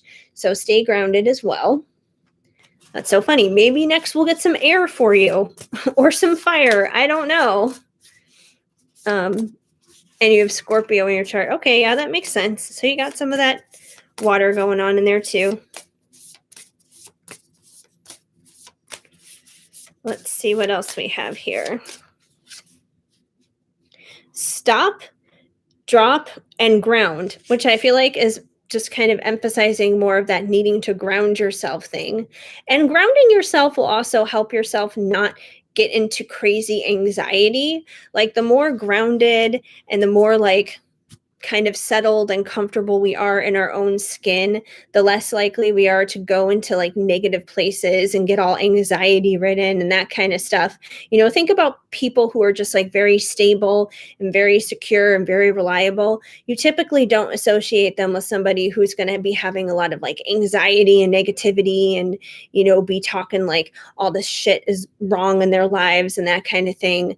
It's probably because they're very grounded. So once again, we're getting another reminder here to stay grounded here in the situation. So that's a good thing. Being grounded. And that can be difficult. It's much more fun to be in La La Land, but we all got to get grounded here at some point. The distraction of shiny things, which is funny. This card seems to come out a lot lately in like every reading I do. So try not to get like distracted. I guess if you do decide to maybe like try and meet somebody else besides this one person, but if you were to decide to go and meet somebody else, try not to get distracted by, I feel like it's kind of like don't get distracted by smooth talkers in a weird way. If you do decide to like try somebody else or try to go a different route or something like that, just because smooth talkers a lot of the times can sometimes turn into narcissists, and that's not a good place to go in terms of a relationship. So, which is probably just another reason why getting grounded is important, because if you're grounded, you're going to be able to see past any kind of like shiny shit that could be distracting and could become a problem. So, don't be distracted by people who may kind of like be just like, oh yeah, like I have this going on and I have that going on and that other kind of thing, because generally they probably don't. And like literally, you guys, like my mom likes to have Dr. Phil on every single day. And the past 2 days, it was like a two-parter episode. It was this episode about this woman who was married to this guy who had this plan to kill her because he was engaged to somebody else. And he wanted to kill his wife to get his wife's insurance policy, basically, and then go off and start a new life with this fiance. And the fiance had no idea that any of this was going on. She didn't know that he was married. The wife didn't know that he had a fiance. He was like duping both of them. And the way that he did it was he was just like so charismatic and so charming because he was a narcissistic asshole, basically. So be careful of guys like that. I don't want to see you on Dr. Phil. So I know it's so weird, but let me pull one more for you here really quick, and then I'll go on to the next one. I had to go on that tangent about the Dr. Phil thing because it just reminded me of like avoid the narcissist, basically. And I feel like that's an extreme one. I would hope they're not all like that, but either way, I would never want you guys to get stuck in a terrible situation like that. Hi, my best life. I hope you're having your best life. We also have You Are Epic. So I feel like, this is just a reminder that whether you're single or whether you're in a relationship, just remember that you are epic and you are awesome regardless. And you know what? If you do want to like reconnect with this guy that you haven't talked to in a year, reconnect with him because you're epic. So why can't you do that? And not only that, but if you're epic, he's definitely going to see that you're epic. So be epic and reach out to him. So hopefully that helps you out. That's pretty cool. All right, let me clear these cards away. I'll see who's up next. Get things a little reorganized here. All right. Am I describing your ex? I don't know. Am I describing your ex? Was your ex a total psycho narc? Um, those are never fun. You're very welcome. Okay. So, I just took care of Melissa. So, Siwin, are you next? I think Siwin is next. Let me double check here. I'm looking at the chat too. Yeah, we already went through Rachel, KB, Melissa, so I guess Siwin must be next. Yes, and then Cece. Okay, Siwin, I think you put your question in Venmo, so let me go to Venmo really quick. Okay. So Siwin, will you get your finances in order to meet your goals? Okay, cool. All right. And you ordered a grande? Yes, a grande. All right. All right. For Siwin, will she get her finances in order to meet her goals? Let's find out. Let's see what's going on here. And Heather, just a heads up. After Cece, I believe is Jessica, because Jessica sent me something for a Venti as well. So you may want to put her in the queue as well. Okay. Anyway, let's see here for Siwin about her finances. What's going on in that financial life? Maybe you should have invested in GameStop. Did you guys hear about that GameStop stock? That's crazy. Oh my gosh. It's so insane. All right, let's see what we got here. All right, we have the Knight of Cups, which is kind of more of an emotional card, even though we're talking about money here. So the Knight of Cups is usually someone who comes along with like an authentic love offer, which is really weird considering we're talking about money here and that kind of thing. So I'm just going to keep pulling cards and maybe we'll get a clarifier on this one because I feel like the cards are like, let's keep talking about love. We're talking about money now here. So let's see if we can get a clarifier on that one and more information. That's so funny. But I mean, but knights in general are about movement. So there may be some kind of movement happening here in terms of your finances and money. Let's see what else we can get. Seriously, I don't know what's going on here. We got the Two of Cups. Okay, so if we're talking about money here, I'm going to take this more so as like a business partnership. Most of the time we always look at this as, oh, I love you and your person coming together. But if we are talking about money and finances, I feel like one of the ways you're going to reach your goals is a partnership. It could be like a business partnership. But some kind of partnership that is going to help you build your nest egg here, that's going to help you build your finances. It could be like a financial backer, it could be an investor, it could be someone that you collaborate with. It could be a lot of different things, but some kind of partnership here. It could be a loan of some sort from someone, but there could be some kind of partnership here that's going to help you in terms of boosting up those finances for you to reach those goals. The Knight of Cups could simply mean that it's like even though it is about money, that you're still going to be emotionally invested in it because cups are about emotions. So that doesn't mean that we can't have emotions about money. Obviously, money can be very black and white, but at the same time, we can get emotional about it. We get emotional when we get like a money gift and we're like, yay, I got like $100 extra for whatever. And then we get pissed off and we're just like, well, I got a ticket driving and now I gotta pay all this money to clear up this ticket or whatever. So money can be emotional too. So I feel like there's definitely some emotional attachments involved to the money that you're trying to pull together here for this goal. Financial advantage via relationship. Well, I'm not saying it would be via a relationship. It doesn't have to be a relationship at all. I feel like it's more so like a partnership that'll probably help you.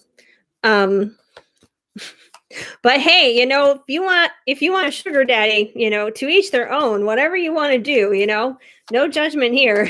So, I live in LA. There are lots of people who have sugar daddies there, and since like the pandemic, do you have any idea how many people are like on OnlyFans now? So, I mean, it's insane. So maybe it's just me and all of my weird experiences in LA, but there's a lot of sugar daddies, a lot of sugar mamas, a lot of OnlyFans shit. There's just like a lot of that kind of stuff. It's not your typical 9 to 5 kind of world.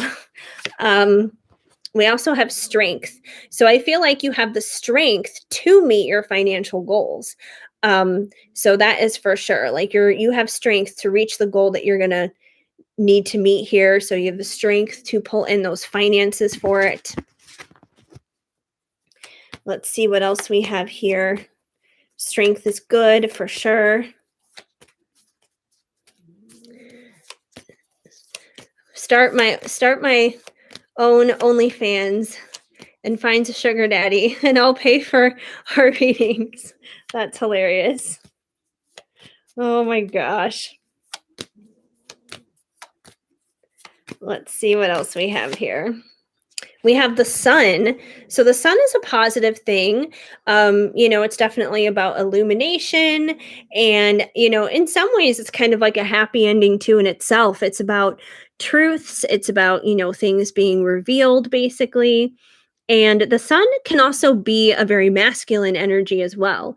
And when we're trying to hustle and we're trying to make money and do that kind of thing, we do need to be in our masculine energy. So I feel like this card is reminding you to like tap into that masculine side of yourself that needs to hustle, that needs to put yourself out there, that needs to get the job done, that may need to find a partnership here that will help you in getting that done, that, you have the strength to get this done.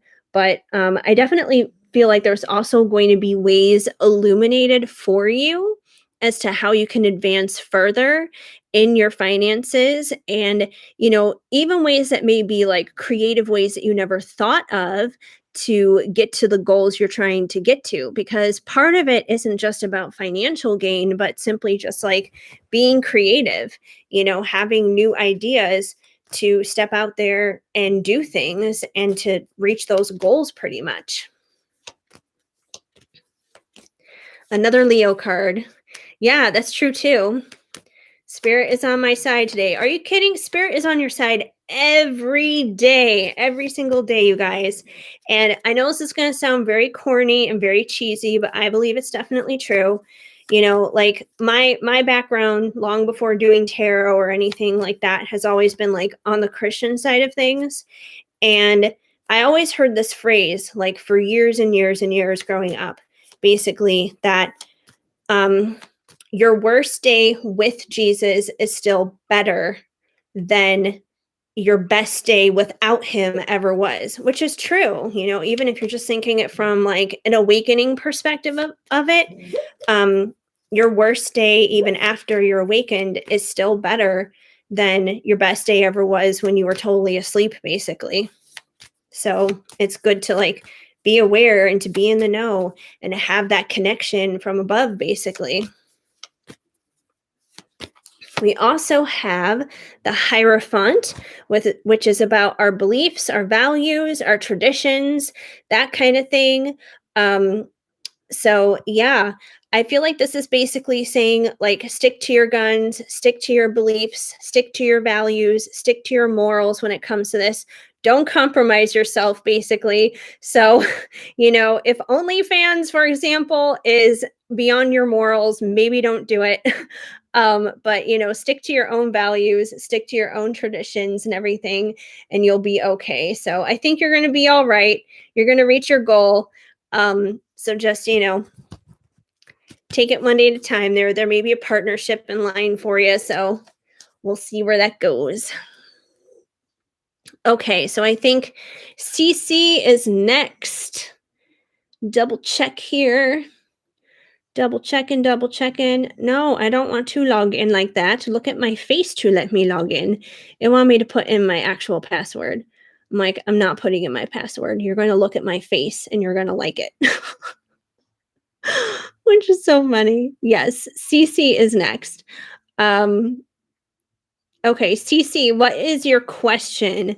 I feel like I would have to scroll up super far back if you've already posted it. So go ahead and post what your question is so I can pull some cards. And you also ordered a Venti, which is super cool. So that way then I know what Oracle card deck to use too. Um, you would like to leave it open and see if Spirit has any messages for you. Perfect. All right. I'm going to take a quick little swig of my wine here, you guys, before I go any further. I promise I'm fine. I'm not like drunk or anything like that, but just a little bit of wine. It's good for the soul. You know, if they can drink wine on TV, like, you know, with like talk shows and stuff, I can drink wine here. Mm. And it's Moscato, by the way. So chug, chug, chug. I'm not chugging. Nope, nope, nope. Not chugging. All right, let's see what messages we have here for Cece. What does Cece need to know? What general messages do we have here for Cece? Hey, you know, we should have like a wine party, you guys. Like the next time I go live, you know, everyone come with their wine and we'll all just like sit down and we'll do readings and wine. Maybe I should like change the title on my readings and be just like readings and wine. That'd be kind of cool. Yes, Moscato. And see, KB, we're not going to be able to have Moscato for 9 months when we're pregnant. So enjoy it. Maybe we'll get pregnant around the same time. And then we'll have to suffer without it for 9 months. Which is so funny. Yes. Wine and tarot for sure. So I'll have to think of that. I feel like if I make it wine and tarot, I'm gonna have to like change my orders because those are all like coffee orders, you know, for like Starbucks. So we'll figure it out. I'll figure it out. Either way, that'd be kind of fun. Yeah. All right, Cece. What do we got here for Cece? What does she need to know? Well, strength is coming out a lot tonight, you guys. I feel like this has come out in like almost every single reading. So, number one, Cece, you are strong. Whatever it is that you're dealing with in life right now, it could be love, it could be your career, it could be friends, family, doesn't matter. But you have the strength to endure, you have the strength to conquer, you have the strength to push through and like do amazing things basically. So you are strong. That's first and foremost, which is important. And I feel like that's kind of been the theme here for the night, you guys. So, you know, I feel like everyone here is very strong because that's come through a lot lately. But let's see what else we have.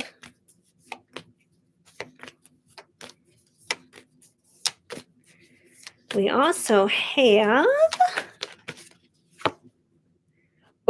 we have the Tower. So we're going to pull some more cards to find out what this may be about. But it seems like something may be kind of shaken up in your world. You know, the Tower is basically about a foundation crumbling, about a foundation just like dissolving and coming down, typically because it wasn't built on a solid foundation in the first place. So the Tower can be pretty painful. It can be pretty chaotic. It doesn't always have to be, though. The Tower can also represent like epiphanies and revelations that we kind of have in our minds, like aha type of moments and that kind of stuff. So it could be that as well. But I do feel like whatever this Tower is, whatever it is that may be going on, you know, and this could be something that's already happened. It could be something that's going to happen in the future. So you may know a little bit better than I do where this may be falling for you in terms of like a timeline. But I feel like it's also telling you that you have the strength to endure whatever this crazy tower is here. But let's keep going and see if we can get any more information on that tower, because those are not fun. That's for sure. We've also got the Eight of Swords. And, the Eight of Swords, I know this came out earlier too. The Eight of Swords is once again about being in that mental prison, basically. This could be connected to that tower once again. If anything, this little prison here could be the thing that needs to come tumbling down, because this is not a solid foundation for someone's mind frame, basically.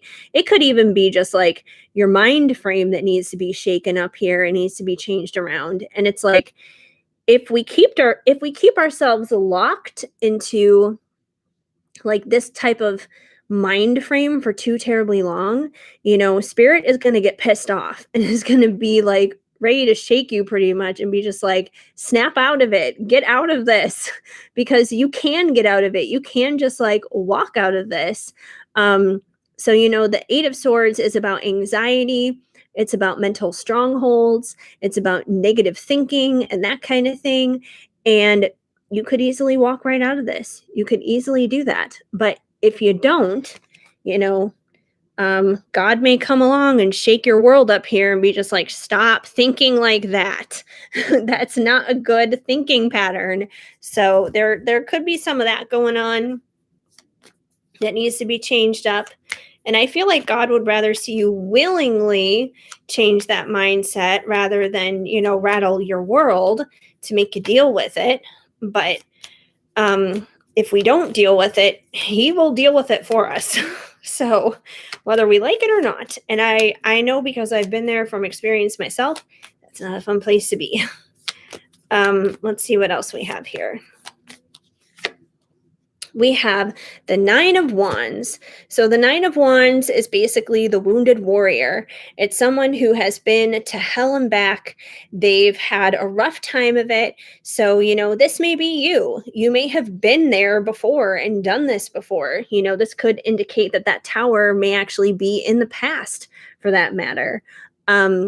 But either way, the wounded warrior is someone who keeps going, though, that they don't give up. They press on, they press through. They may have a broken leg. They may be limping along the way. They may be bleeding. They may not be able to see right anymore. They may have a terrible headache. But they're still pressing on. They're still pressing through. They're not giving up. They know that they may have gone to hell and back, but they know that it's for a worthy cause, that there is something bigger than that on the other side for them. So, yeah. So you may be the wounded warrior, but you can get through it because once again, you got the strength to do it. And usually those wounded warriors are pretty strong because they have been through a lot. We also have the Two of Swords. So you may kind of be at a crossroads in your life right now, trying to make a decision about something, because that's pretty much what the Two of Swords is. It's trying to like make a choice between like two different thoughts, two different ideas, two different ways of going about things. So, that could be what's going on here too. If this tower moment here hasn't necessarily happened yet, it could be an indicator that if a decision isn't made, that tower moment could come along and kind of force a decision to be made for you as well. So, once again, take that as it resonates, but it's definitely about trying to make a decision. Let me get some oracle cards here for you. And I'm going to dive into these sacred creator cards here because they are just so much fun. And I keep smelling them because they have like that new card smell. I'm so weird sometimes. I'm like, ooh, smell the cards. And the box smells so new. And, readers are all about that new card smell. Forget new car. We like new cards smell. All right. And these are pretty easy to shuffle too. It depends on the texture of the cards as well. And thankfully, these do not slip and slide all over the place like some do. All right, we have find your sacred flow. So I feel like whatever it is that you're going through, whatever it is that's happening in your world right now, find your flow of what works for you, basically, because everyone kind of has their own method to their madness and their own way of doing things. And, not everyone's is going to be the same, and that's okay. The important thing is to find what works for you. Like, for example, with like me and my mom and dealing with her recently and stuff, one of the reasons that we butt heads is our sacred flows are very different. Like, I'm a night owl. I could be up all night and everything, working on things and doing readings and that kind of stuff. My mom is an early bird, though. So she would rather go to bed. She would rather start her day early. She would rather like come home before it gets dark and stuff. And, for me, it's the opposite. It's like, oh, it's dark. Now it's time to start the day. So, we kind of have two different perspectives on that. But, what works for her works for her. What works for me works for me. But there are own individual sacred flows. So find the one that works with you and go with it. It doesn't have to look like what everybody else is doing, what everybody else is thinking, how everybody else is living their lives. You just need to live your life the way that you need to do that works for you. Let's see what else we have. What else does CC need to know?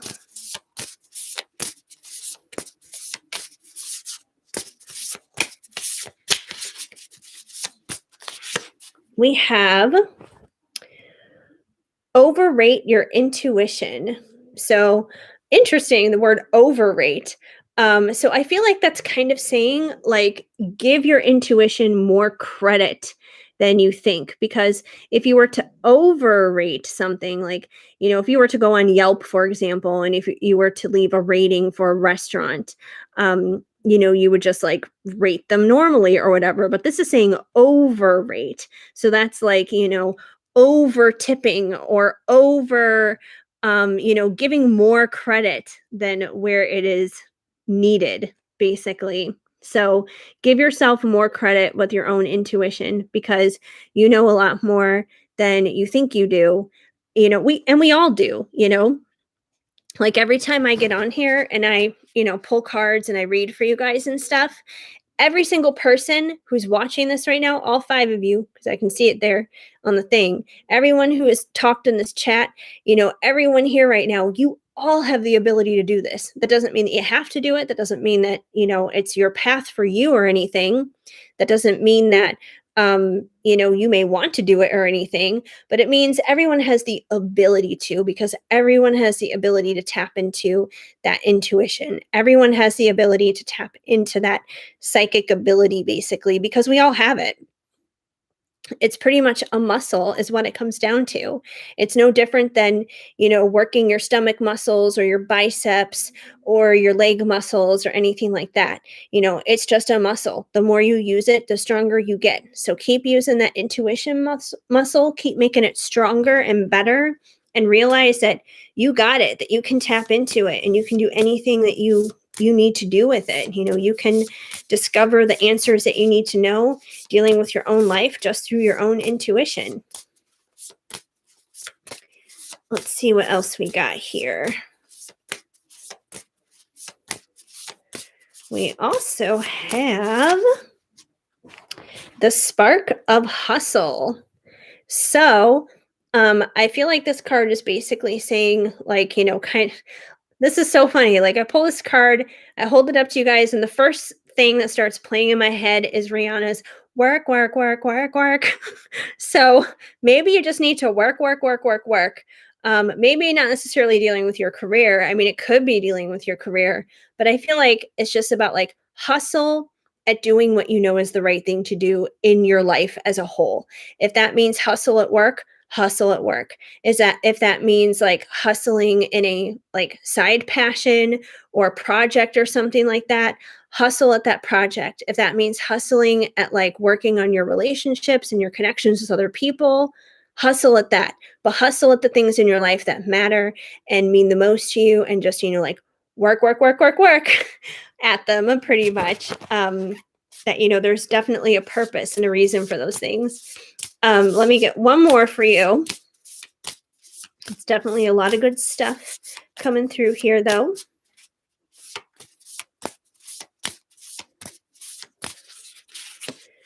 And we have inflow with money, which is funny because we literally just had this card here about the hustle, pretty much.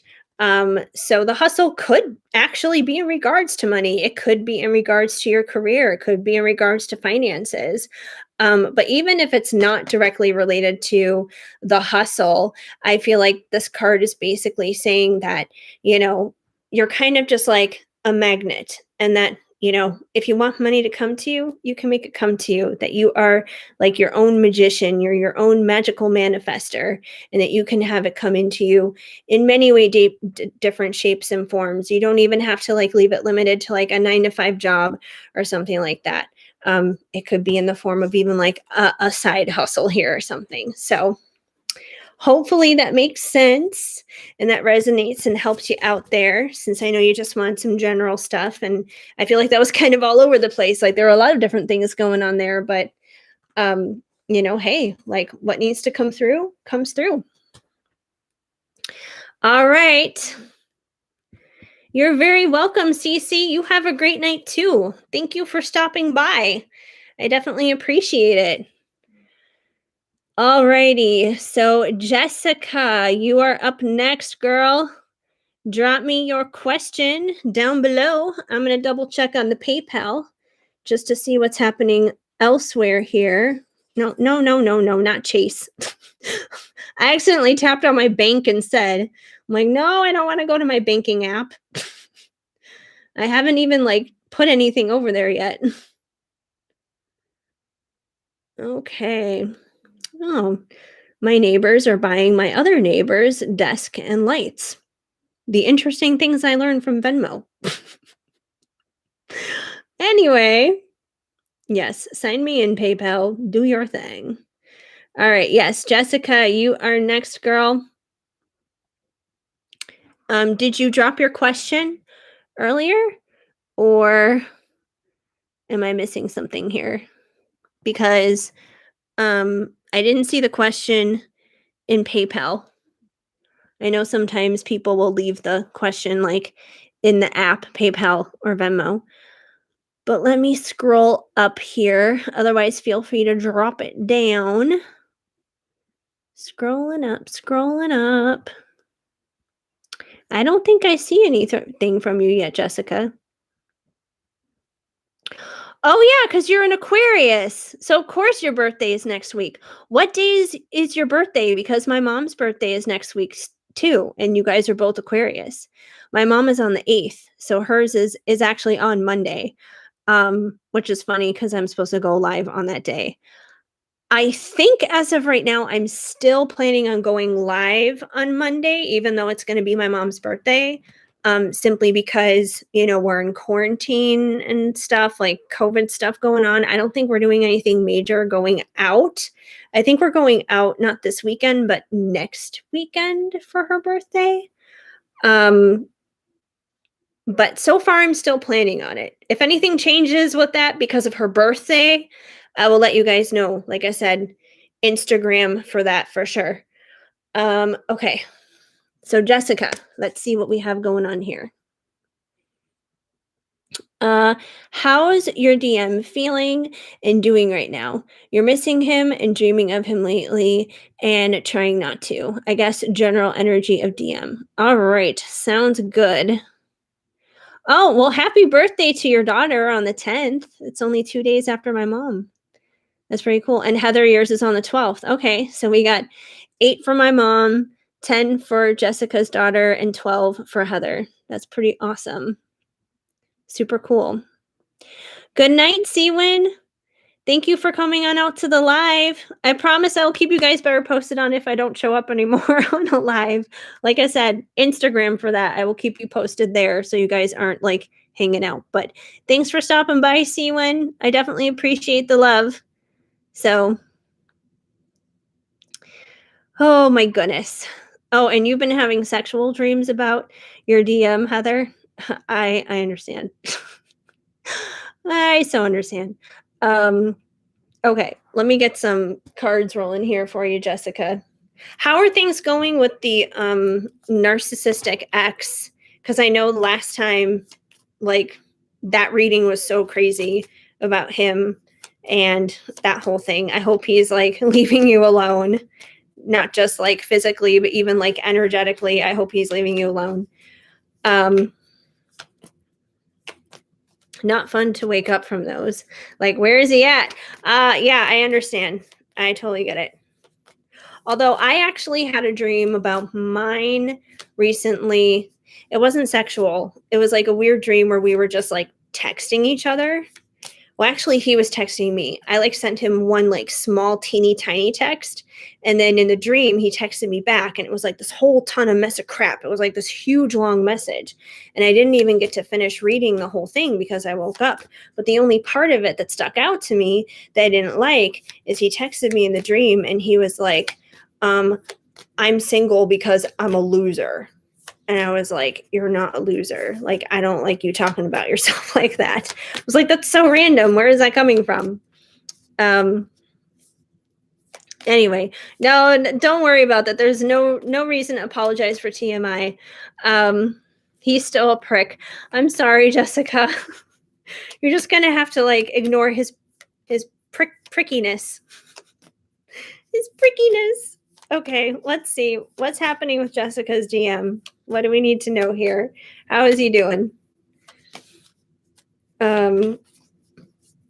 Who's zodiac? Mine or Jessica's? I'm a Libra. So, okay. Let's see. So first card we have. Oh, I like this. This is so funny because you're the second person where this card has come out kind of like right off the bat in regards to like a DM type of question. We have 4 of Wands, 11, Union, which is great. So I feel like he has positive thoughts towards you right now. He definitely has like good feelings and good emotions towards you right now. If you're having you're sorry, you're just being blunt and honest. That's totally understandable. This is the place to be blunt and honest, basically.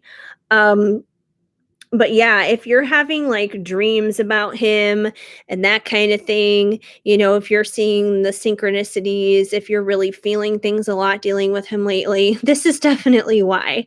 Because I do feel like he misses you. It's been a long time since he's seen you. It's been a long time since you guys have communicated.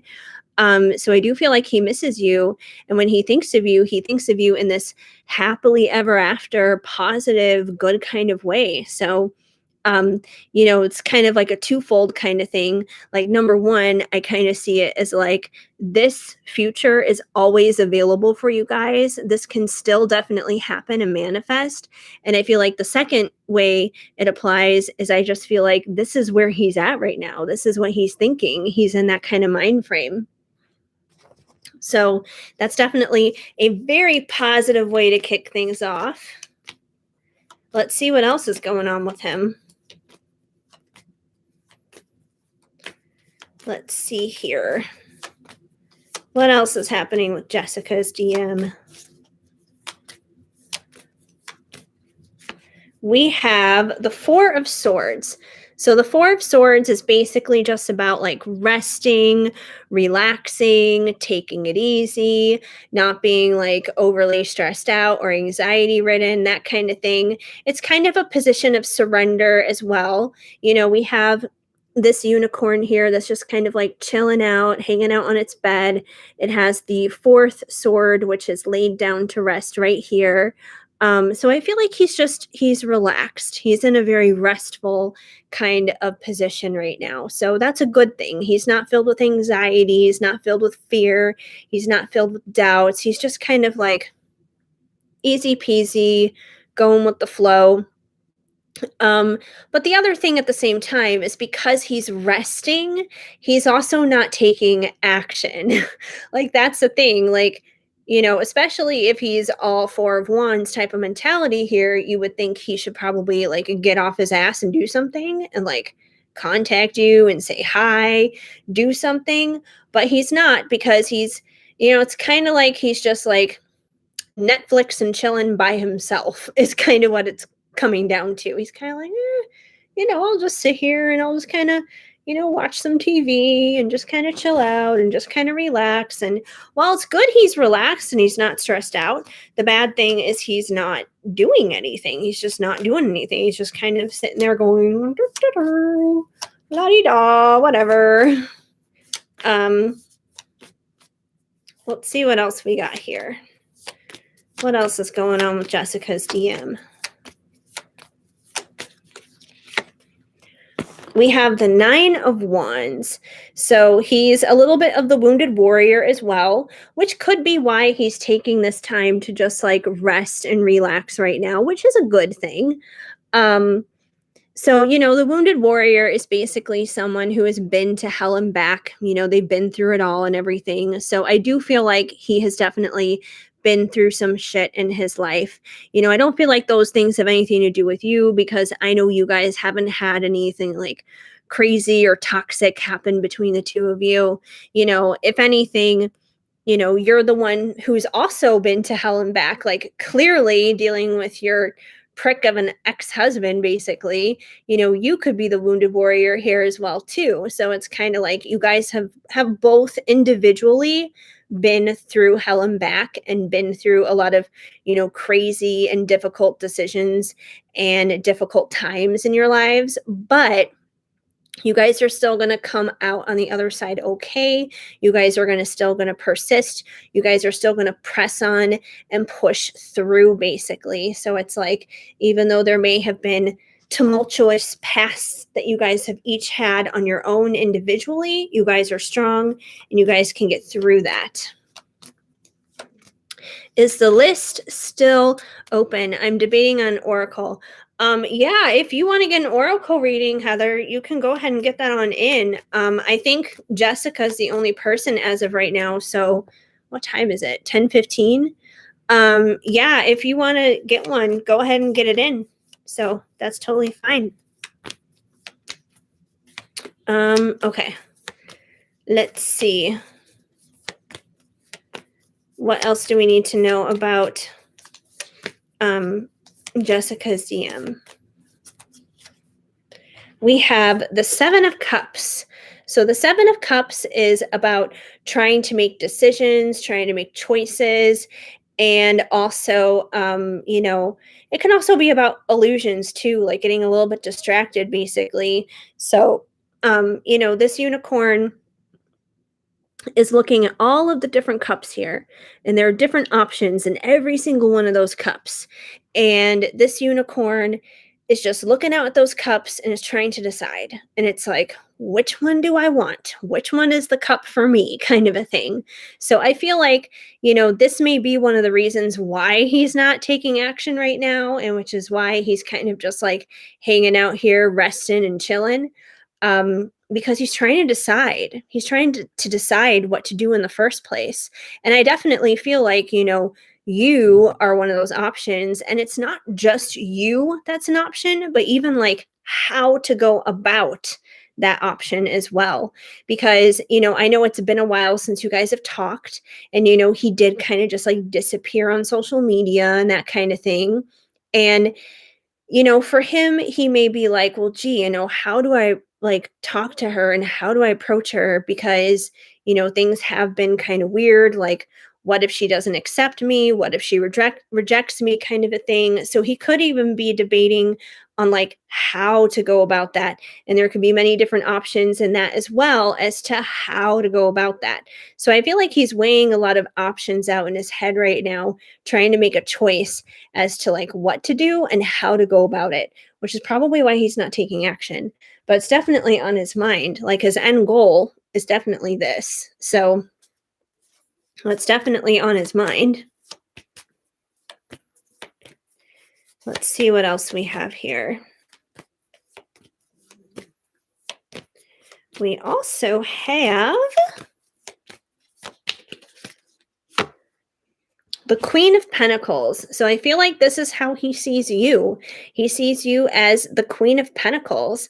And, the Queen of Pentacles, she is very down to earth. She's very real. She's very stable. She's secure.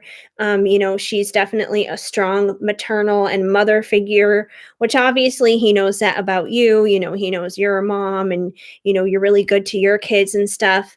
And, she's not just the mother, but she's also the lover. She knows how to be a freak in the sheets. So yeah, but she's pretty much a pretty good package, a pretty good catch to get. So I definitely feel like he holds you in high regards as this Queen of Pentacles. I just wish he would reactivate his Facebook and message me. I understand. I so understand. I wish someone would message me as well too. Don't we all? Let me get some oracle cards here for you. Let's see how he's feeling with the ocean of emotion. And I hope he does reactivate his Facebook. Who knows? Like him, like deactivating his Facebook, since I don't think it's anything with like you personally, I feel like that could be kind of coming out of his own Nine of Swords stuff, his own like wounded warrior, whatever it is he's been through kind of thing before. So, it's kind of like he needed to, turn things off and just take a break, which is what he's doing right now. He's just like taking a break from social media, taking a break from Facebook, that kind of thing. Almost one full year now of him just vanishing from my life. Yeah, that has been a long time. I feel like it's been a really long time for you guys. So, yeah. I want to see things work out for all of you guys. I really do. Like, I would much rather like do readings for people and then have everything somehow work out. And that way then it's like people don't have to come back to me for readings again. And that would put me, out of some money here. But, if that means you guys get your happily ever afters, then that means my job is done. And that means, that's a good thing. So I want you guys to have that too. That's far more important. All right, let's see here.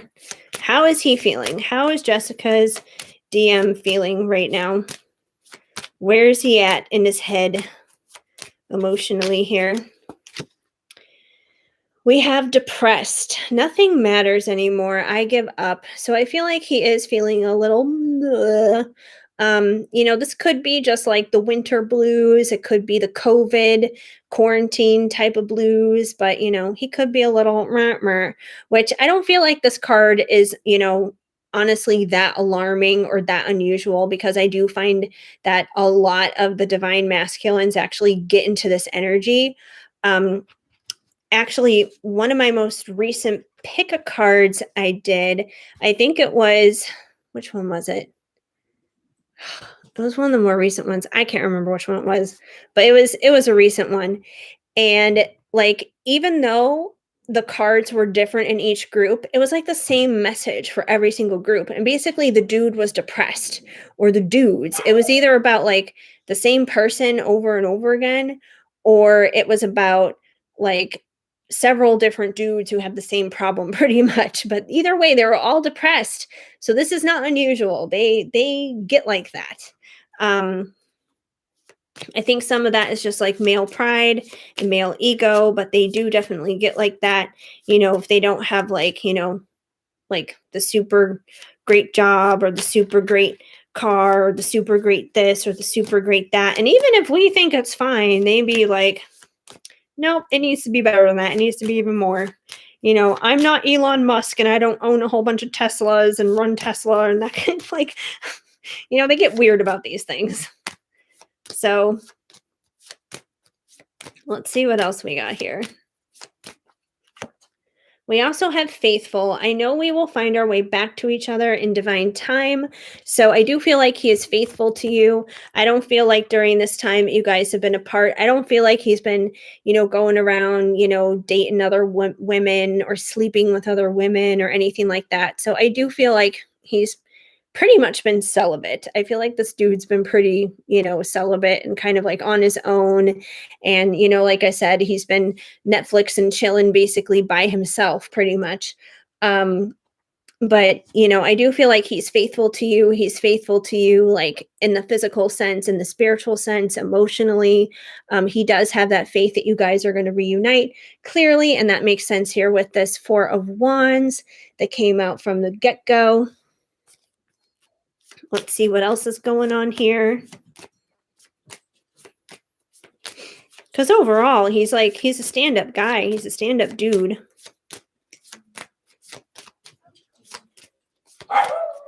And there goes my mom's dog barking right now. I think they're going to go outside. They're going to go potty for the last time tonight. So her dog is getting vocal, like she always does. Let's see what else we got here. We also have hostile. I don't want to play this game with you anymore. I don't feel like he feels hostile towards you, or like there's a game that you're playing with him, but I feel like this could be residual from whatever it is this wounded warrior thing is that he has going on from his own past. Because like I said, I'm kind of just checking in on his general emotions right now and where he's at, and if he's feeling hostile about something that may have gone down in his past that has kind of like exhausted him and worn him down and kind of caused him to go into this place of deactivating his Facebook and stuff. The hostility and the depression could kind of be, kind of playing together in a sense in a lot of ways, but I don't think those things have to do with you. I feel like that's just like outside stuff that he is dealing with and that he has to deal with and finish dealing with before he can, get to the point where he's ready to reactivate Facebook and get into a position where he's ready to, make the decision and figure out how to come your direction. So let's see what else we got here. What else is going on with him? How else is he feeling? We have wise. I've found the wisdom needed to change my perspectives. So I do feel like this downtime that you guys have had for the past year, it hasn't been in vain. It's, it's not for absolutely nothing. I know it can be really frustrating because and now I'm dropping cards everywhere. Good job, Heather. Good job. I got to pick those up in a minute. But anyways, I feel like, the time that you guys have been apart, it hasn't been in vain. It's not wasted time. It may feel like a long time and it may feel really frustrating because of that, but there is a deeper and, a significant purpose in it. And I feel like during that time, he has been getting wiser, basically. His perspectives are changing, they're shifting, and they're going into a better place, a place that can truly 100% prepare you guys and get you into the position of having your Four of Wands 11-11 union.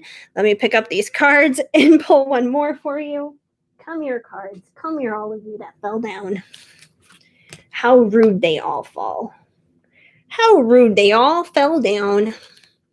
My hair is like all staticky and like sticking to me, my face and everything, because it's like winter and it's annoying.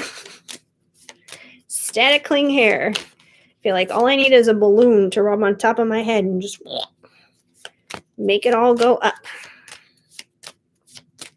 All right, let me pull one more here for you, Jessica. See where he's at. See what he's feeling. And then Heather, if you ordered a tall, I can definitely get that in for you. And we have stuck. I can't break out of these illusions. So he's still working through some stuff. So I feel like you guys aren't exactly quite there yet. You're not quite at your Four of Wands. But like I said in the beginning, I do feel like this is available to you. It can definitely come. It can definitely happen.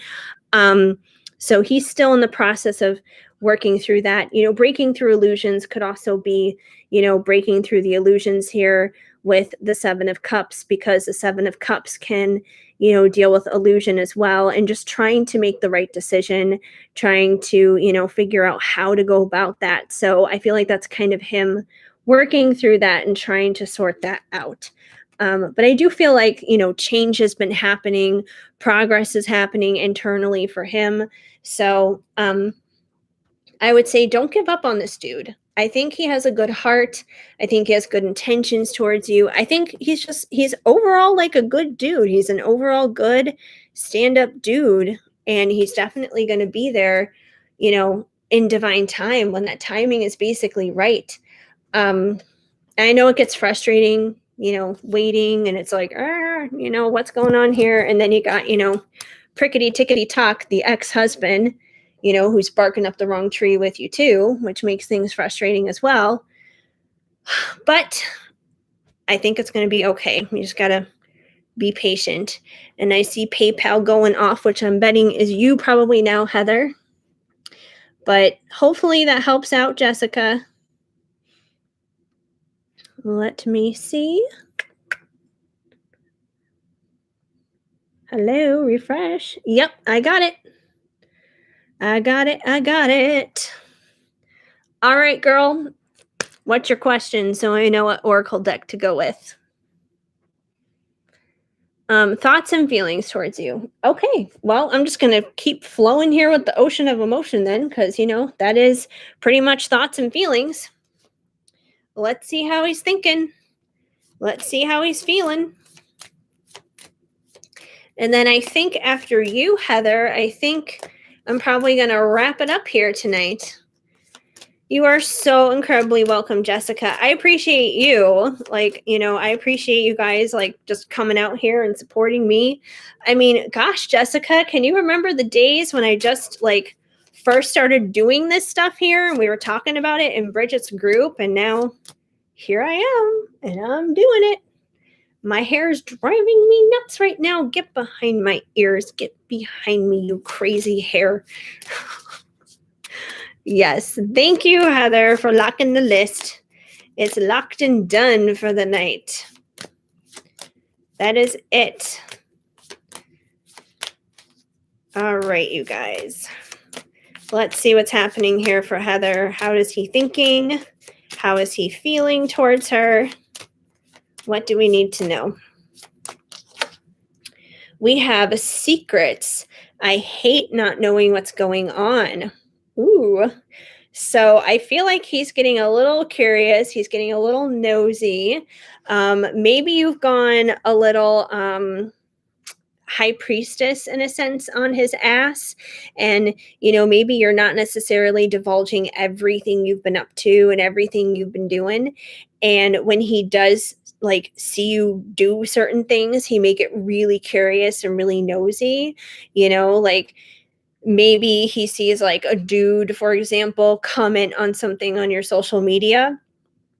Maybe he's kind of wondering, well, who's that dude? What's going on there? Is that a friend? Is that a brother? Is that a cousin? Is that a boyfriend? Who is that? So I feel like he's trying to figure out certain things going on in your life. So he feels like he's kind of just left out of the loop right now. So he's like, what's going on? What's going on? You still have my practice reading? That's awesome. Yeah, that practice reading is so old now.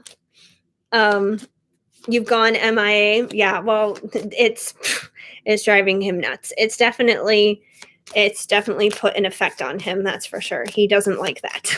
He doesn't like that you're MIA. Let's see what else we got here. We also have, I know what you want, manipulation. Ooh. So I feel like, this is kind of funny. I feel like with this card, I feel like he's onto you.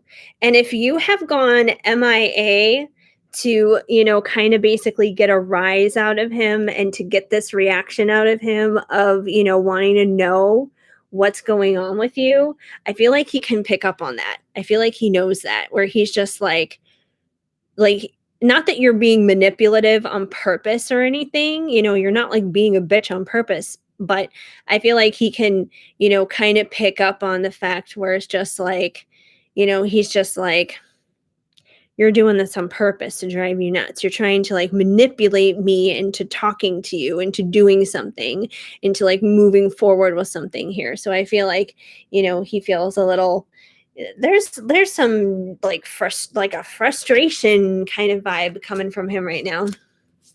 No, to focus on yourself. Well, that's good that you're doing it to focus on yourself, but just because you're focusing on yourself doesn't mean he interprets it that way. He could look at it in a completely different viewing lens where he could look at it from the perspective of, it's like a manipulative kind of move.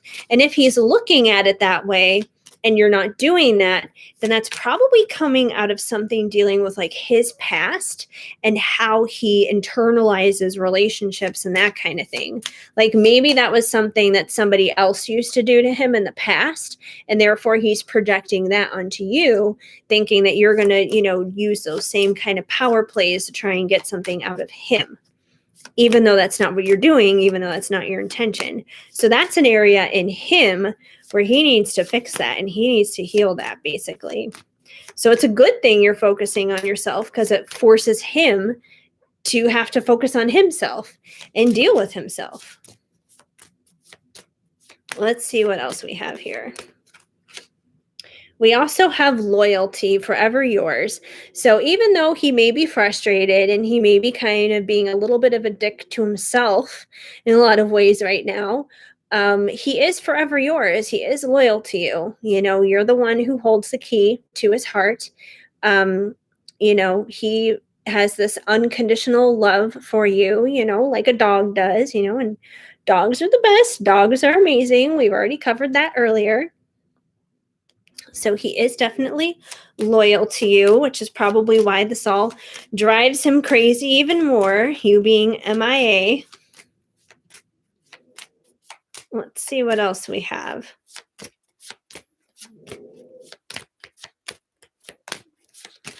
We also have codependent. My hands are tied.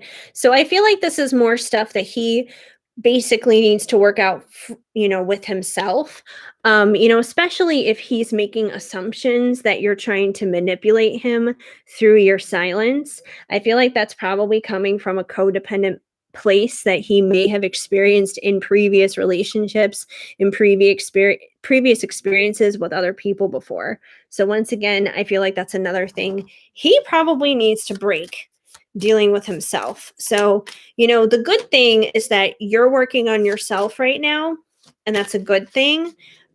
He needs to do the same. So you just need to keep doing that, because the more you do that, it kind of forces him to have to do it, whether he realizes it or not. And I feel like he's being put in that position. Like there's kind of been some fire lit under his ass to do some things.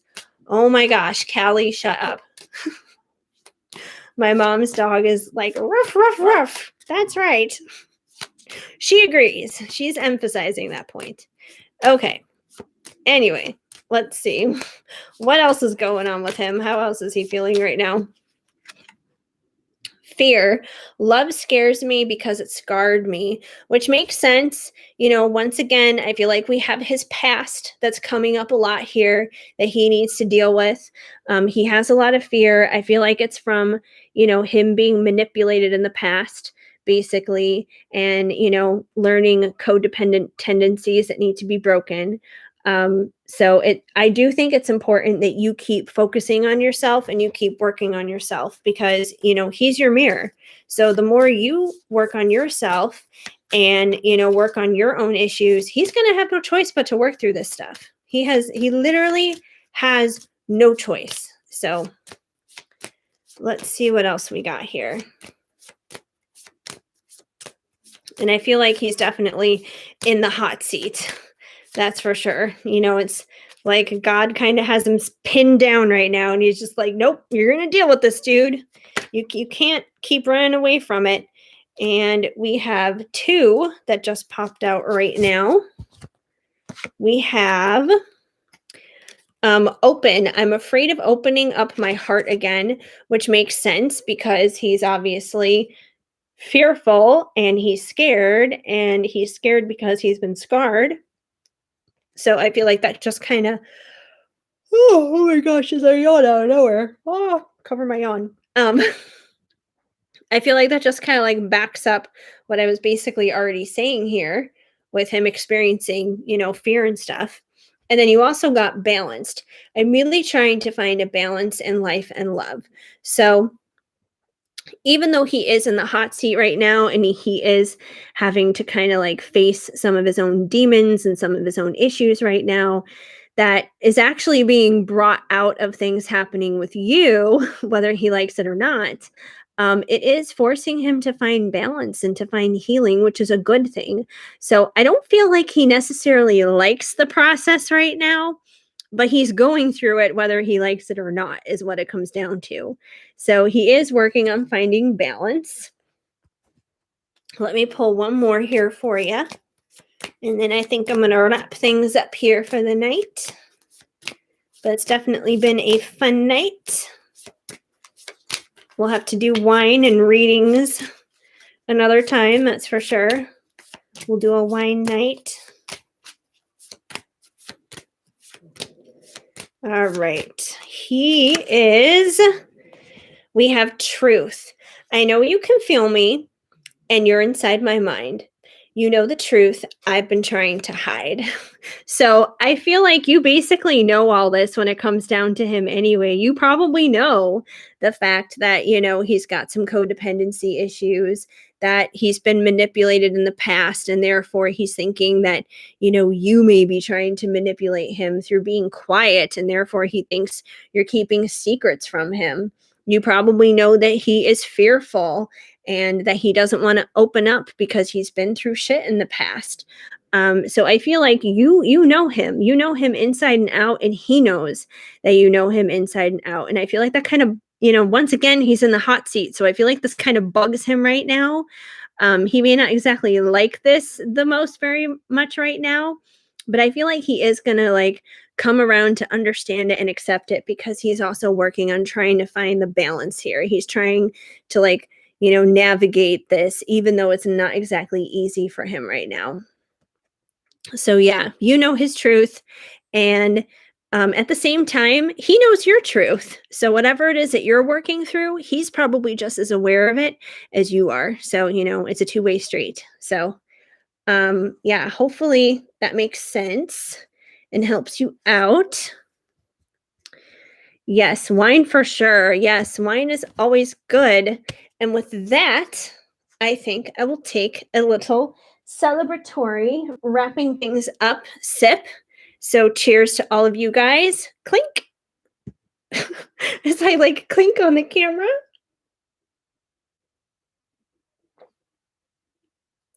Cheers to the weekend, as they say. And yeah, there we go. Whew. So I think that's going to do it for tonight. But I definitely appreciate you guys hanging out. Yes, cheers and love, love, love, love, lots of love. So like I said, my mom's birthday is on Monday. I'm still planning on going live on Monday because I don't think we've anything like really completely planned for her birthday. And even if we do figure out something to do, it'll probably be like earlier in the day anyways. I don't think it's going to be anything we're going to be doing at night. So I do plan on being here Monday night, but if anything changes from here on out in the future, whether it's Monday night or any other night, Mondays or Fridays, either way, I will let you guys know on Instagram. So head over to my Instagram and I will either post it in my stories or post if anything changes, but hopefully it shouldn't, and I will be here. But otherwise, I appreciate you guys hanging in. It definitely means a lot. And, always do the whole liking thing, subscribing thing, commenting thing, that always helps out too, indefinitely. So otherwise, it has been a lot of fun. And also, Heather, I wanted to say thank you for what you said earlier about like how you just like appreciate the energy of my channel and everything. That means a lot to me too because I myself, I'm pretty selective about like who I go to for readers and that kind of thing. And there's not a whole lot that'll really resonate for me. And I've also encountered some who have been like total scammers and stuff too. So, you got to be careful who you're, trusting and putting your energy out there with and that kind of thing. So I totally get it. But I appreciate anyone who hangs out here with me and resonates with me and my energy. So we're our own little family right here. So just big hugs right here from me, you guys. And of course, cheers. And tomorrow I have a pick a card coming out that I'm going to be putting up that is kind of inspired from everything that I went through this week with my mom. It's going to be kind of like a family ancestral trauma type of reading. So that's going to be up tomorrow. So be on the lookout for that. And yeah, that's pretty much it, you guys. But thank you for hanging out. And I will see you on Monday night for the next live on the 8th. So I'll see you guys later. And as always, keep sparkling. Mwah! See you later, you guys.